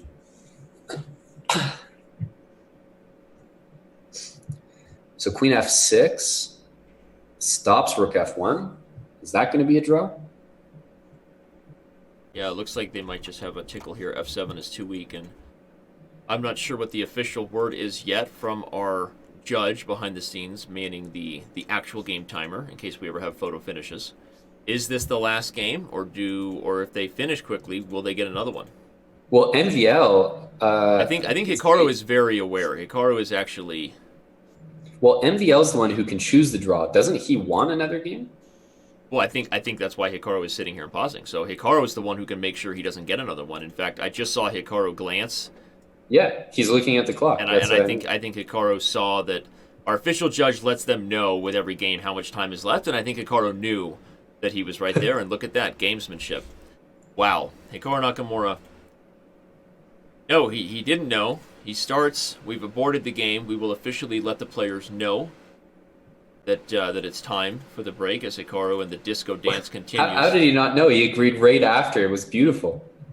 I think he was waiting for the official word. Hikaru's a pro. He knows that it's Pete, actually, our senior editor and events manager, who helps us with that. So I think he knew that the game would be aborted. But what I don't know is whether we're going to have a close finish. It's going to take Maxime pulling some stuff together, Amon. You're his coach. You're in his corner. You're telling him, don't dye your hair.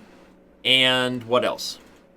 Well, he's grown a nice, handsome beard. Okay. So he's got that going for him. But he needs to sort of loosen up. Yeah. It feels very rigid. He's going for the same openings all the time. The same bad things are happening, and I find Nakamura, despite winning the games, to be more adaptive than MVL, who's on the worse end. So in Bullet, you're going to get the same disco Hikaru, very confident. Right. And in Bullet, it's going to be even more difficult to deal with that Hikaru who's playing so well the last couple games. So you really need to stick that head underwater and come back fresh. All right, you heard it from Coach Amon here first, and you did give him advice about hairstyling, but again, he's got the beard, so that's all he really needs. And we'll see if Maxime Vachier-Lagrave can pull it together. All of you will be here in about 2 minutes when we come back, because I know where you are, I know where you live, and you don't want to leave us behind. So Amon and I will be right back with the final segment of the final quarterfinals match. 14-10 it is, as we head into the final section of today's match. Won't use the word portion again. Apparently I use the word portions a lot.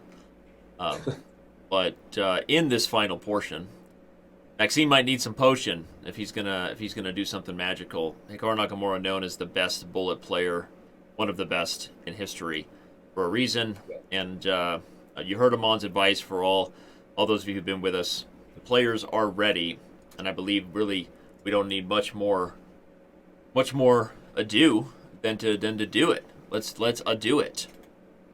Yeah, getting into the Bullet portion, which, as everyone knows who watches these Speed Chess Championships, is 1+1. So you still do have that increment there, which is quite a big deal, I would say, for everybody facing Hikaru.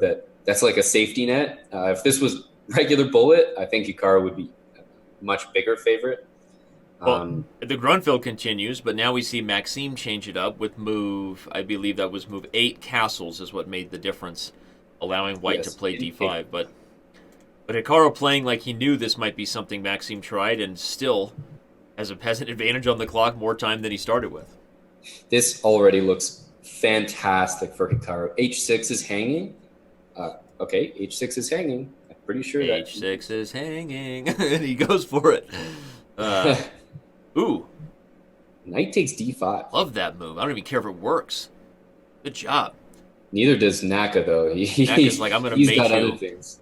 This is takes mate Nakamura style. Naka's playing really fast right now, Yep. almost too fast. Like I would say somewhere around the knight takes d5 to now, Yeah, there was maybe. a lot of things Yeah, missed. he might regret that, but But Black's position looks, yeah, very reasonable. Bishop e6 now, yeah, yes. and, Covering and d5, actually rook d8. Black's actually looking fantastic. something went astray, perhaps. He's not up a pawn, which I thought initially, because that h pawn is missing from Black's perspective. Yeah, But the bishop on a2 is not convincing. Knight d5, not a big deal. knight So d5, strange move to have to play. is he going to take that and take? d5 is He's in trying it, to take c4. So queen g5 though. and queen Okay, h6 now. things have switched around. Knight d3 doesn't win the exchange, or it does because of rook h7. Okay, Ah, he might have missed but there's that. bishop takes c4. Some Yeah, he could at least some take h6, take c1, take h5. He's right. probably a bit better, but maybe there's even a better line than that. He goes for it though. I think white is. Oh wow, plays queen e5. Okay. He wants to take h5 and keep an attack going with the ladies on the board. I like it. That that makes a lot of sense. Yep. We actually see Naka down on time. For the Hey, for the again a rare sighting. well, it's even more rare in Bullet. That's the thing. He's just so fast. King e2, and we're gonna see. Oh, I was Wow, gonna say we're gonna see. I D4, thought we see were going to see queen e3 even try to get the queens off the board, but look at him rook walk the king to check, d3 like queen a3, okay, queen a6 queen. check, and after king e2 queen e2 check, the king goes to f4. I don't know. Oof, it's getting messy. So what? Queen f4 maybe there. Although you have to be careful if queen takes f6 because that might be bad. Yeah, queen e5 a nice try though because now Maxime is able to get the queens off the board and not lose the f6 pawn. Yeah, but this is I think rook takes f3. Yeah, I was going to say he gets it in time. yeah. And ladies and gentlemen, the first match, the first game of the Bullet section goes to I'm Maxime. impressed. I'm impressed. That's the turnaround. I think he put his head under cold water there. Yeah, that's what Maxime needs, right? You got to get as many wins in a row as you can. Okay, obviously, but to start the section with that victory is a big practical win. These guys know so much theory here. This is Bullet, and we've got Hikaru at like a minute and 8 seconds. Yep. It's kind of a funny opening to be playing in Bullet, the Berlin. Yeah, well, not just playing it in Bullet, but playing, whatever you want to call it, home cooking, playing high level Berlin stuff. Yeah, it's like you're a little overqualified for the job here. Yeah, exactly. King g3. I mean, White has the more flexible position, but Black has the better looking everything, like structure. A3 will fall. Knight to b5. There is no c4. That's a little I was weird. going to say you could take the bishop on e6 and play c4 just to get a7, but don't know how great that is. Yeah, the knight would have come to d4, I guess, and there was knight e. Yeah, so Right. okay, so Maxime will probably take on a7 next chance he gets. He can take a7, but it came at the cost of like 6 pawns. Yeah, there. h4 is falling now. I don't see any reason not to take it. Neither does Hikaru. Rook h2 check. This king might end itself in a weird mate. He's recycling the knight again. You have to be careful not to lose that bishop. Yeah. Yeah, you can't play rook e2 because king f4 and we have forks. Well, we have king f4 anyway, so that's actually something to be concerned Yeah, about. so maybe he needs to play knight f1 first anyway, back up the bishop, and Things are getting a little weird though, because f7 could be fine. The reason f7 is okay is because of rook f2 at the moment, right. Which is keeping him in it. But okay, rook c7, Yeah. threatening rook e7 and knight f7 looks pretty good. Whoa. Rook g2 threatens rook g4. Watch out. And then knight e3 mate. E6. if you had to make some Maxime is room. desperate to get out of the net. So weird. I would play maybe c5, some type of move like But that. look at the knight and bishop working so well together here. It's like the knight and bishop mate. Speaking of which, watch out for knight c5 in some positions now, and rook d8.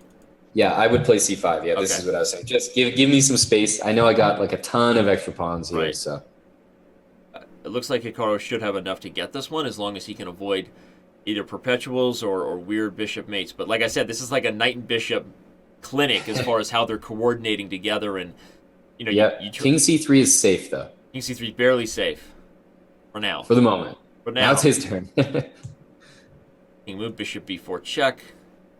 I anticipated that. Both people can be like checkmated. Yeah, I don't know who's. That's what I was saying. Is the way they're coordinating is like a clinic. Why not rook check? This looks kind of good. There's rook e4 at the end of everything. So rook check. Well, he's trying to. I think he's trying to use his time to make sure he doesn't miss a chance for mate. Oh man, what a weird game. Yeah.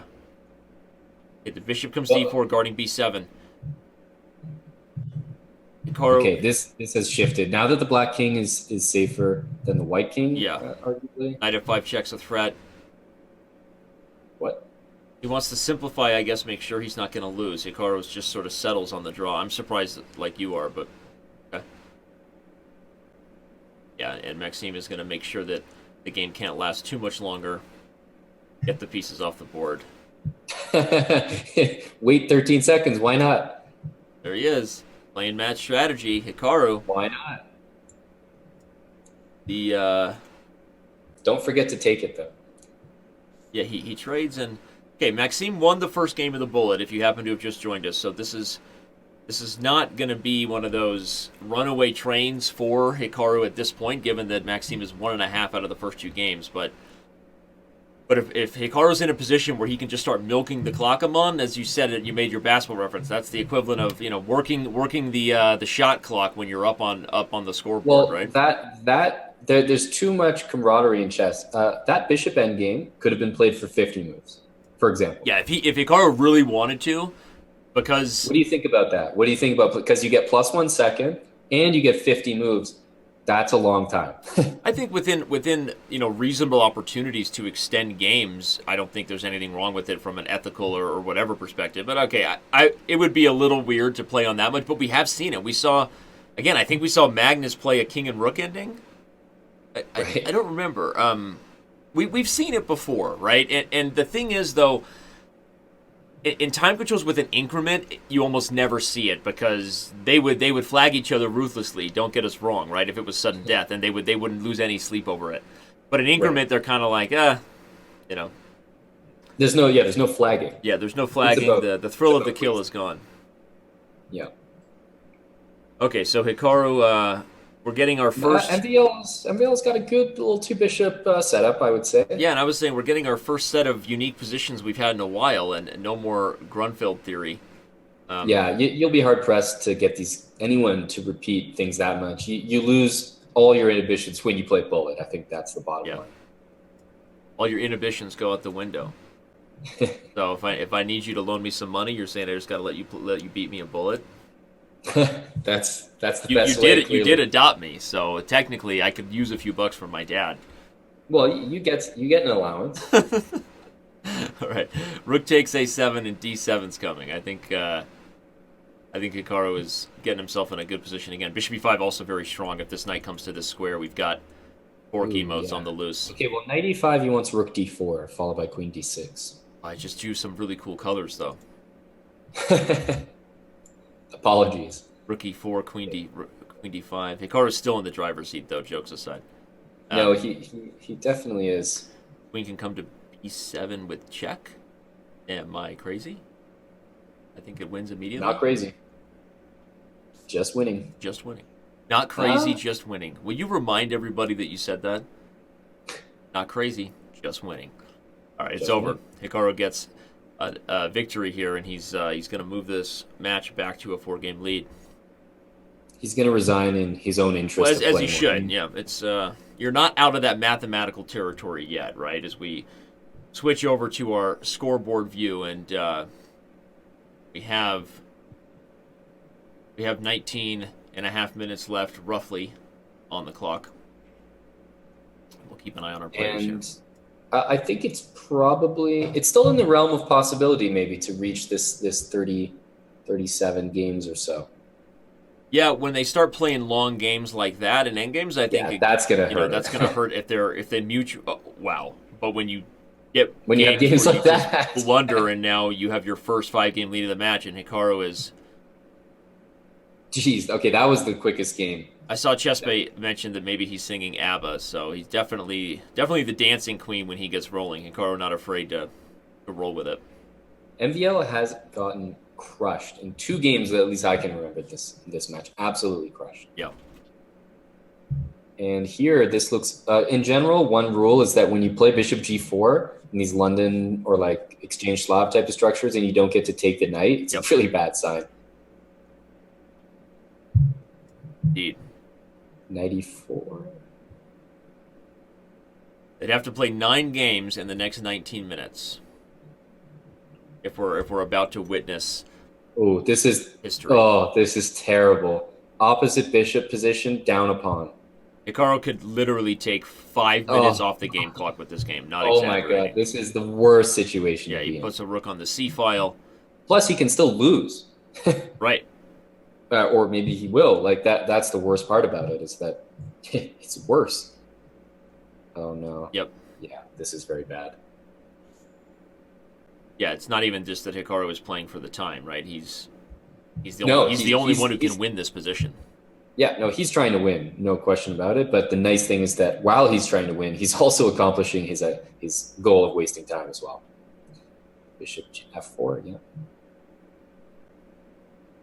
Well, Hikaru did find himself at some point in this match, and I think that one of the things we're definitely going to ask him afterwards, and hey, who knows what's going to happen in the next 17 minutes, but if he goes on to win at this point, I wonder if what some of your theories were correct. Did Hikaru check on the line? Was this preparation? Did he feel more confident coming back from the 5-minute break? Right? Yeah, no, I would love to know. So we will definitely ask those questions in the post-match interview, so make sure you stick around for that, everybody. Okay.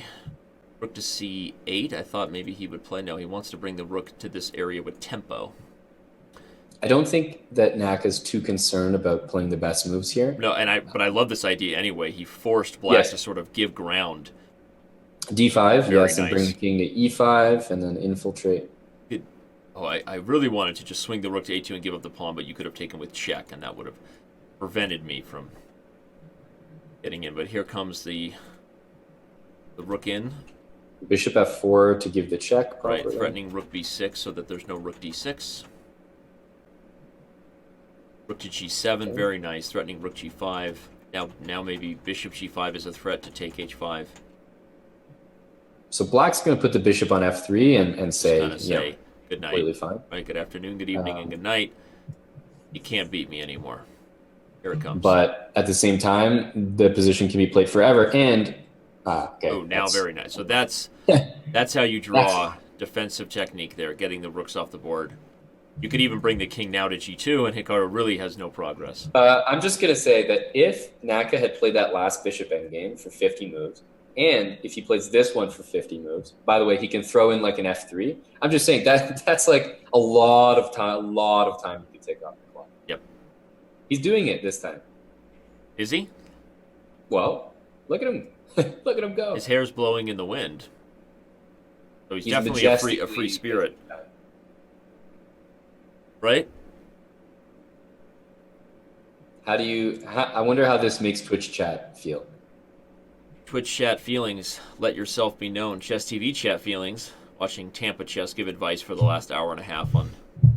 Yeah, I mean, how do people feel about this? In a lot of other sports, it's very okay and very part of the game, and both sides do it. So it eventually unnecessary roughness, unsportsmanlike contact, or contact, or good gamesmanship. Up for debate, right? He's taken a good amount of time off the clock. Yep. Well, it's insurance, right? He's getting enough time off the clock to make sure that should he, start joking on a sandwich and have to deal with that for 10 minutes, he's not going to lose the match, right? I guess. Because he can let his time run down after he's built it up. The +1 really doubles the efficiency of this strategy. Right. Well, I guess the argument would be that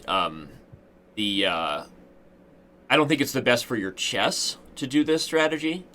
And so if this were a close match and someone did that and they were only by a game or two, like it probably wouldn't be the best thing for their chess, right? So the argument is that they're doing it in a position where they've earned a 5 or 6 game lead, and so if you're in that kind of position, well, you know.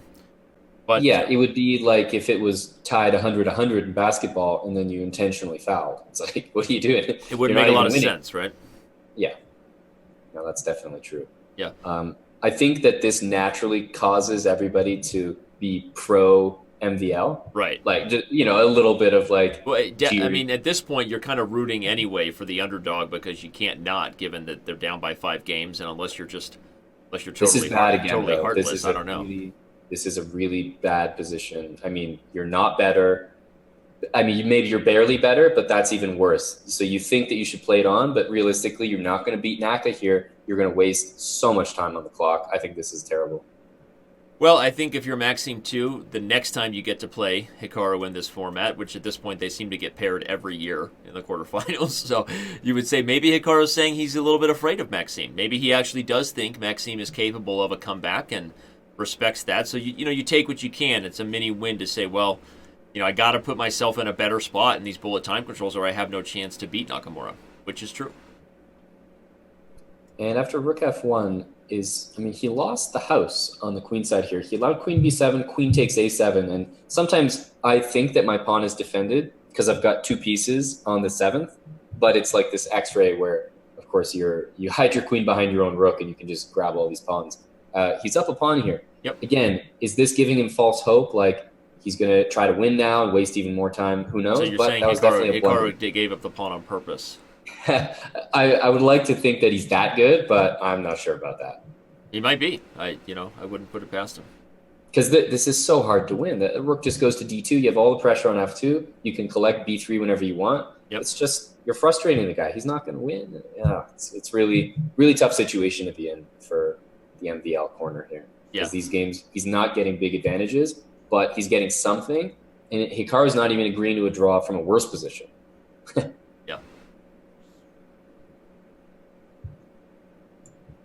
Well, Hikaru willingly takes the ladies off and gets himself. Play it on, baby. Play it on. Yes, rook takes pawn. Of course, you have to, but taking his time and take your sweet time. Oh, this can be another. He didn't do it. No, How could you do one but not the other? I don't think he really needs to. I think, like I said, I think Hikaru is doing the smart thing. I think it's easy. It's our job as media commentators and fans to kind of give our opinion. But I think from a removed perspective, he's being smart, and he probably feels a little more confident now that there's only 10 minutes left. Let me deposit a theory to you. Hey, the bank is open, baby. Deposit away. So you're talking to your middle school, and you got your crush, and you're texting her, and you text her. My son is doing this probably as we speak, so I'm right there with you. Yep. Okay, so you text her, and you're like, "Listen, I really like you. Do you like me?" Right. And then you wait for a response, and then if the response is bad, you're like, "Oh, dude, my friend was on my phone. Oh man, sorry." Yeah. But you want to see what the response is. But then it's exposed. Then you know what kind of person, you know what the response is. Right, you know what the situation is. Naka's already told us what kind of person he is. He's a flagger. He's a flagger. He's already exposed himself as that. So own it and just keep doing it. I don't understand how you could do that once and then just be like, yeah, you know what, I'm not feeling it twice. And then he just, by the way, while we were on our middle school tangent, which you have no idea how funny that is and how realistic that is for me right now, Hikaru just absolutely obliterated Maxime. Yeah, he just crushed. That was okay. So, you're right. I mean, it's I don't think there's any shame in saying that we know that Hikaru, along with any they all do it to each other in Flag, and those who follow those chats and relationships closely know how guys like Hikaru and Naroditsky feel about each other after they do it to each other, right? Right. Or how Naroditsky breaks his own hand when he's frustrated. But so you're right. He's already exposed himself, and why go back now, right? Yep. But he went and he just crushed the game. So I think he's just in the zone right now. He's got a very comfortable 6-game lead. And when you think about 6 bullet games, that's more than the time on the clock, right? And it's not like he's going to lose 6 in a row. So you'd think both statistically and just according to everything we know about Nakamura, that he's got this in the bag. Yep.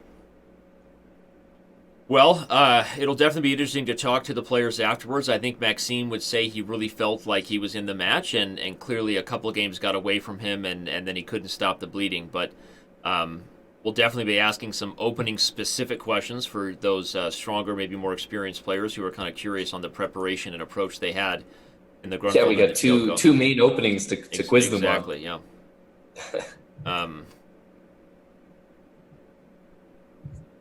We've been getting opposite bishops a lot, and I understand that at this point it probably doesn't matter that much to Maxime. But yeah, this is really... Yeah, what's about to happen? Well, because there's A2 and rook E5. It's all gone wrong. No, maybe it's not so bad. Maybe it's not so bad. Maybe we overreacted. It was a nice tactic. I don't know if he executed it in the proper order or if it even should have been executed at all. Right. But again, you're up one pawn. This, by the way, probably is winning, so this is his best chance to win here. Let's go Maxime. Go Maxime. The hype is real. The hype is real. This may be our last match where I get a chance to justifiably spam the emote, so I will. We're not all Ben Feingold where we root for somebody who's not even in the match. # Go Wesley. Go Wesley. Ben Feingold is known as both an in the closet and out of the closet Wesley So super fan. So, but at least Wesley's in the tournament, right? It's not. That is true. Maybe he's just cheering him on for his next match. Right. Oh. Wesley just did it. Was it a couple days ago? Yeah, just on Tuesday. He played great, right. And Wesley was having a great time. It was his birthday, and revealed that he had a friend, a German grandmaster who's been working with him on the Catalan, as if you need to be like a rocket scientist to know who that is. It was pretty funny, and then somebody said shh, and I gave it to him. I wanted to just keep talking about it, but I decided not to talk about it. I know it proves you wrong to think I actually thought about something and didn't say it. I held back, but yeah, nice of you. All right, well, here Maxime does look like he's about to get his first win in a long time. That's 4 pawns if you're counting. That's nice. He does seem to be converting it well. King H7 is interesting.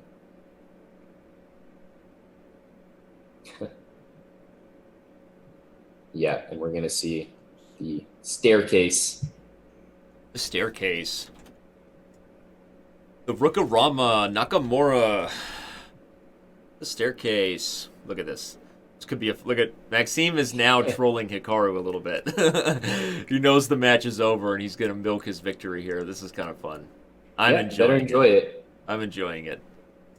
Yes. Yes. Rucksack.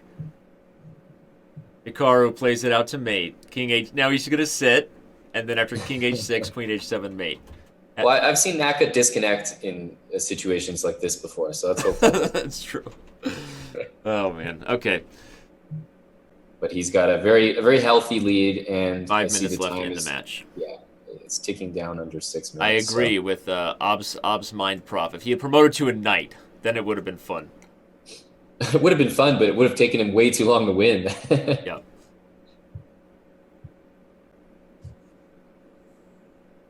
Well, we're back to our roots here. Yeah, if you didn't get enough of this and you were worried that with 6 minutes left you wouldn't see it again, here it is. Here it is. Here's your Gruenfeld again.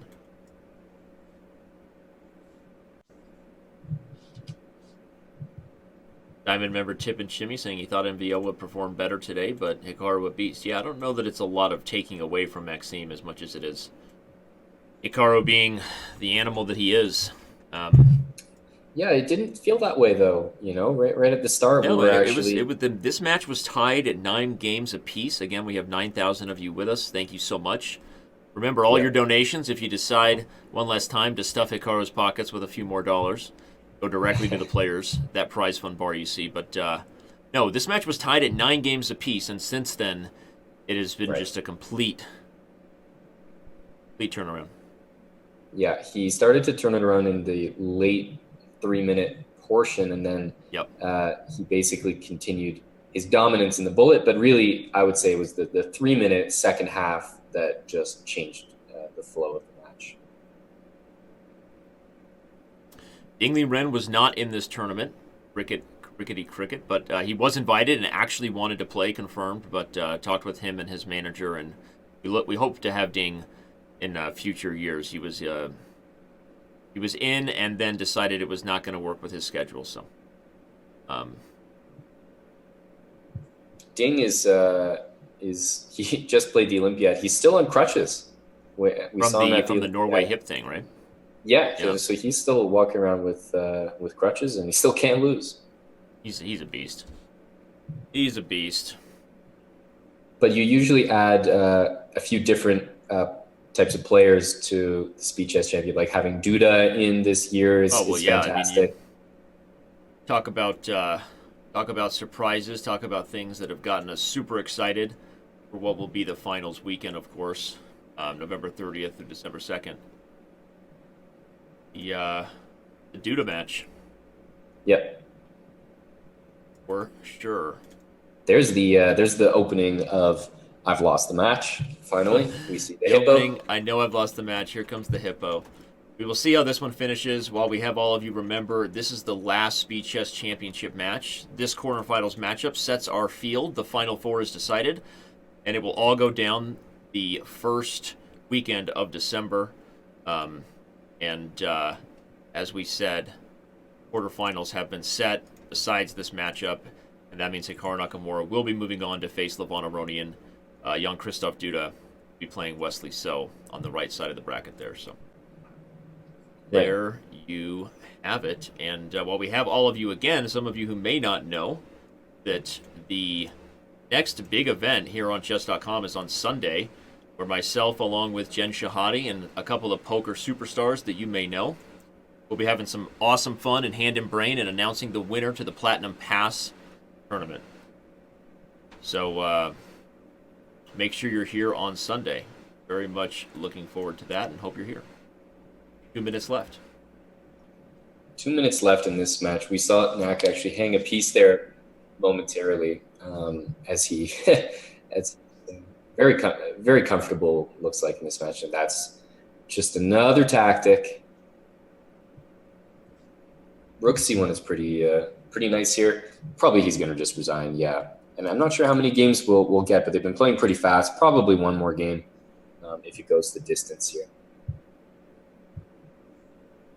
But from the start to the final result, it's so not reflective of how the match was. But I feel like I and maybe others end up saying that a lot about these speed chess matches because it's such a momentum type of event that when you have the momentum, you're capable of winning, as we saw in Naka, like 4, 5, 6 points racking up in a row, and vice versa. When you're tilting or you lose a bad game and you let it get to you, that can easily make you lose multiple in a row. So you're able to create these score lines that aren't reflective at all on how close the match really was.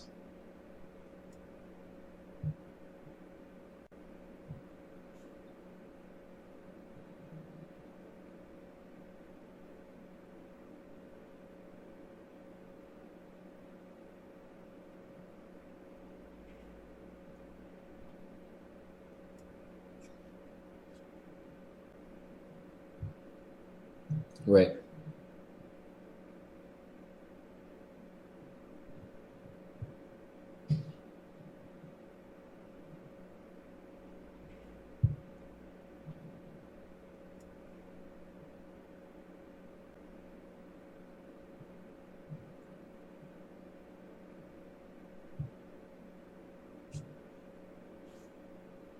Yep, the time is running out, and Naka, ends up with a scoreline that showcases dominant performance, and in a lot of ways it was. It doesn't matter how you get there, whether it's a general dominance or whether you just pulled away at one point, but he did some very impressive stuff this match, and a nice finish. There we go. Sorry about that. The last statement I said was on mute, but it was fun. Still fun to say it all, and Amon responded to it, so the world will never know and always wonder, what did Danny Wrench say there that didn't matter at all for the final 30 seconds of the match. So, but okay, we bring back our players to join us for interviews. The one and only, two one and onlys here, Hikaru Nakamura and Maxime Vachier-Lagrave. Can you hear us, guys? You hear? Hi. Maxime, you there? Hikaru, can you hear us? I'm here. We'll ask Hikaru.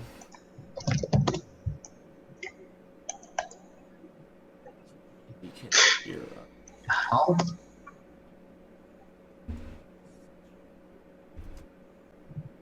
Don't think he can.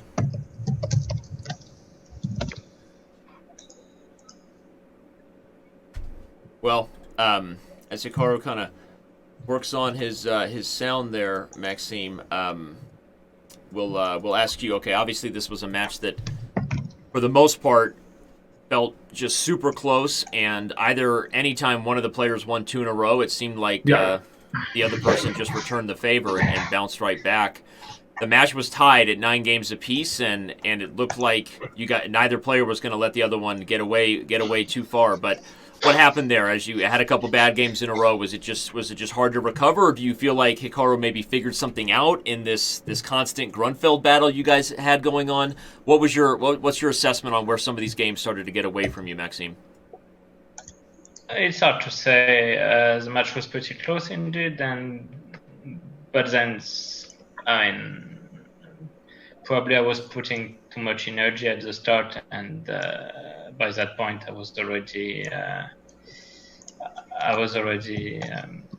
fighting to keep in shape, whereas Hikaru actually kind of played better. So I think that was a turning point. But yeah, there's no question of who should win the match in the end. I mean, this was clearly dominating by Hikaru. Of course, in the beginning there were a lot of mistakes, but then once he settled in rhythm, I think there was no real match. Hikaru, you feel the same way, that there were some mistakes in the beginning, but at some point there, it seemed toward the end of the 3-minute, you kind of found your groove and settled in. Yeah, I mean, I think at the start we both were making a lot of mistakes. I think I got some good positions, and I was blundering. Maxime also had some good positions, and it was just very back and forth. But I think once I kind of sorted out what I was doing in this whole this Gruenfeld line, and I was able to basically just get to like move 20 very easily. Mind you, this took probably at least 6 or 7 games before I got there. Once I got to that point, it just seemed much easier because I wasn't having to spend so much energy because I felt that the position was very good. So, I mean, I think that was the turning point. But it was still very close. And, I mean, I think there was some point where it was still only 2 games, I think, late. And we played this Italian, and there's some point where I started shaking my head because Maxime missed this D5 move after I played Rook A8. And I think if he'd won that game, it would have been back to 1. So, yeah, I mean, there was this D5, Bishop E3, DE6, and then EF7, Bishop B3 that was winning, which I kind of saw. But, I mean, once I didn't lose this game, I mean, I think it was pretty smooth sailing. So, I mean, it's pretty close. Contrary to how so many of your fans that follow you when you have long blitz and bullet sessions on Chess.com, Hikaru, you're known to play a lot of different openings, right? A lot of B3, a lot of double fianchetto. You really mix it up. And today, right from the get-go, not only did you commit to the 7 Bishop G5 sideline in the Grunfeld, but you were stubborn, right? And so, can you share a little bit now the match is over? Was that something you had prepared for this and maybe felt like this was a good choice? And did you maybe check in on it at the break, because you started taking a slightly different approach? And Amon and I were speculating how much of this was prepared by you.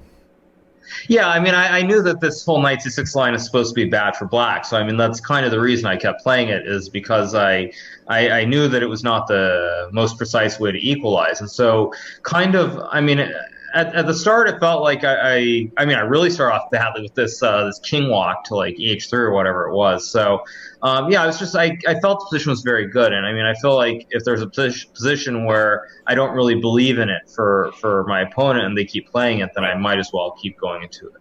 And so did you check on it? You said you had this bad game with King H3 in the 5 minute. Did you kind of remind yourself of some of your theory in between the break, or are we reading too much into it? Did you not need to? Yeah, I mean, I looked at a few things during the break. Got it. Yeah, I mean, I did. So because I figured I'd keep getting it until I started winning games, Right. and that's kind of what happened. Right. Okay. Well, interesting. Maxime, what were your thoughts on that? You said you were spending a lot of energy and that maybe that didn't pay off later in the match. Was that kind of what you're referring to? You were defending these kind of tough positions on the black side of some really long Grunfelds, and that kind of drained you?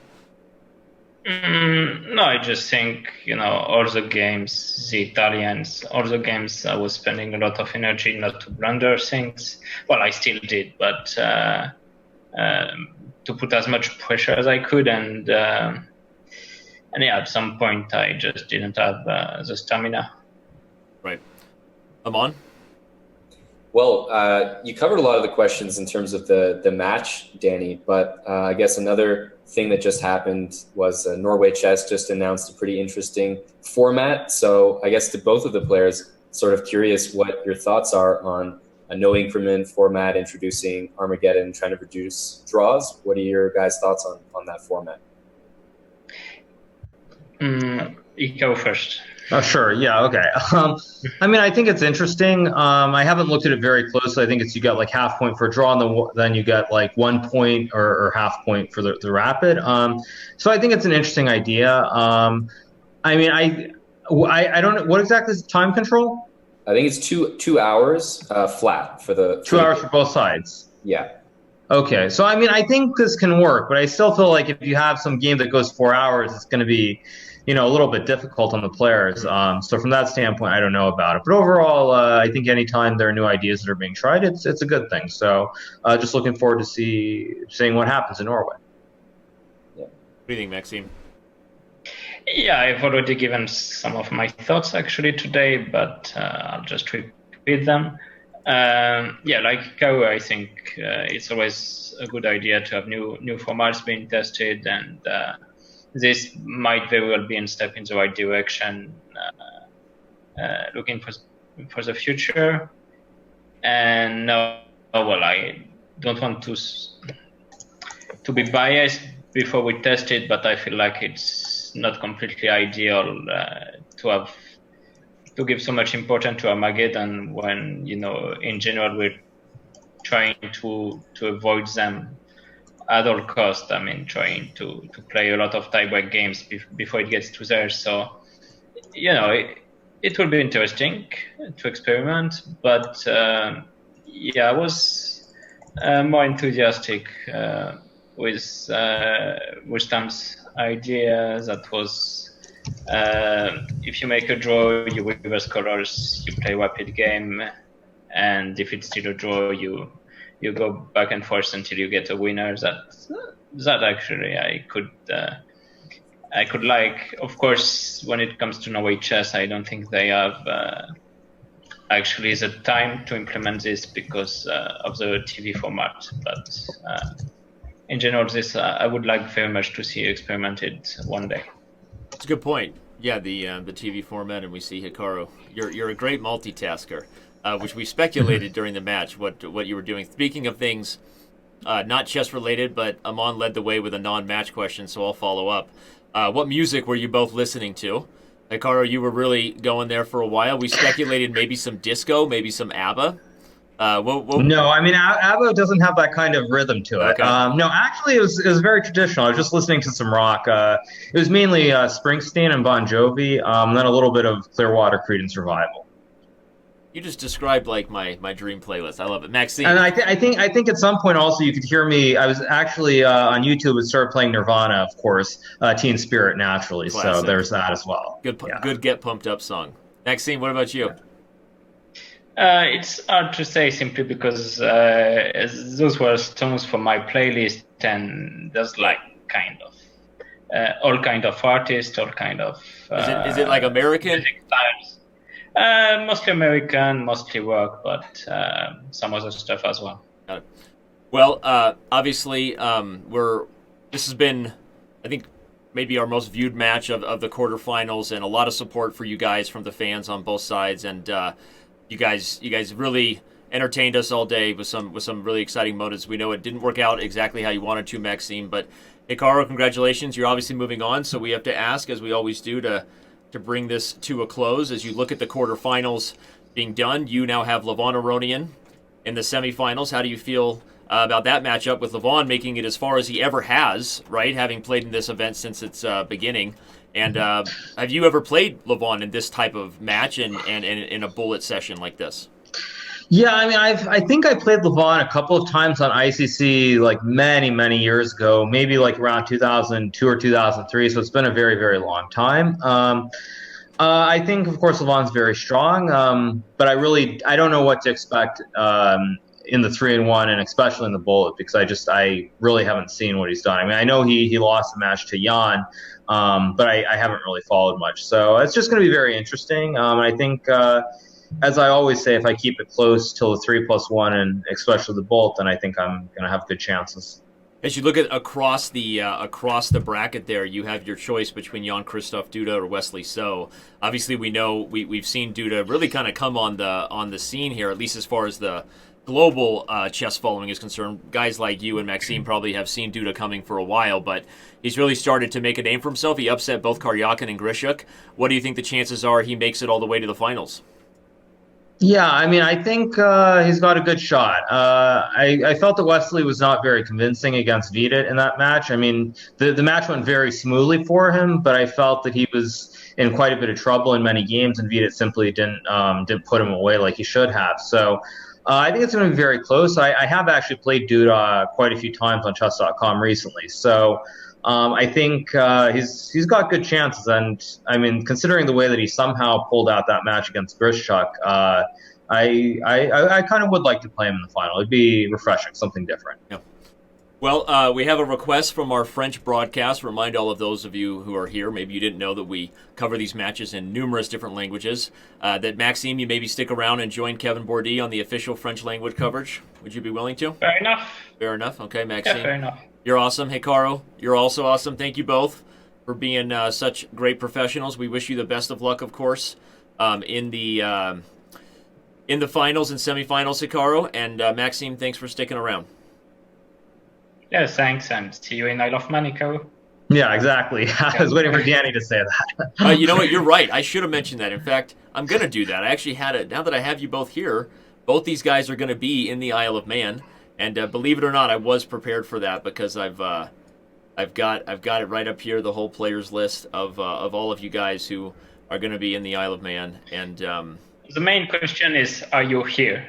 Are you going there? I will be there, believe it or not. I'm actually leaving my cage that my 4 children keep me locked up in. No more basketball practices. They can get their own ride to school. You know what I'm talking about, right?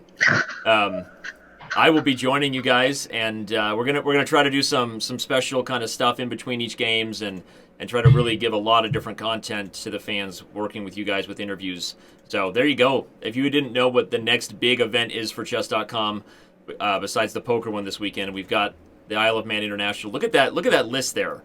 That's crazy. Have you guys ever played an Open this strong before, Hikaru and Maxime? I mean, last year was the strongest, right. But no, it's going to be very strong. Yeah. Yeah, it will be very strong. I can remember also a Qatar Open that was similar in France.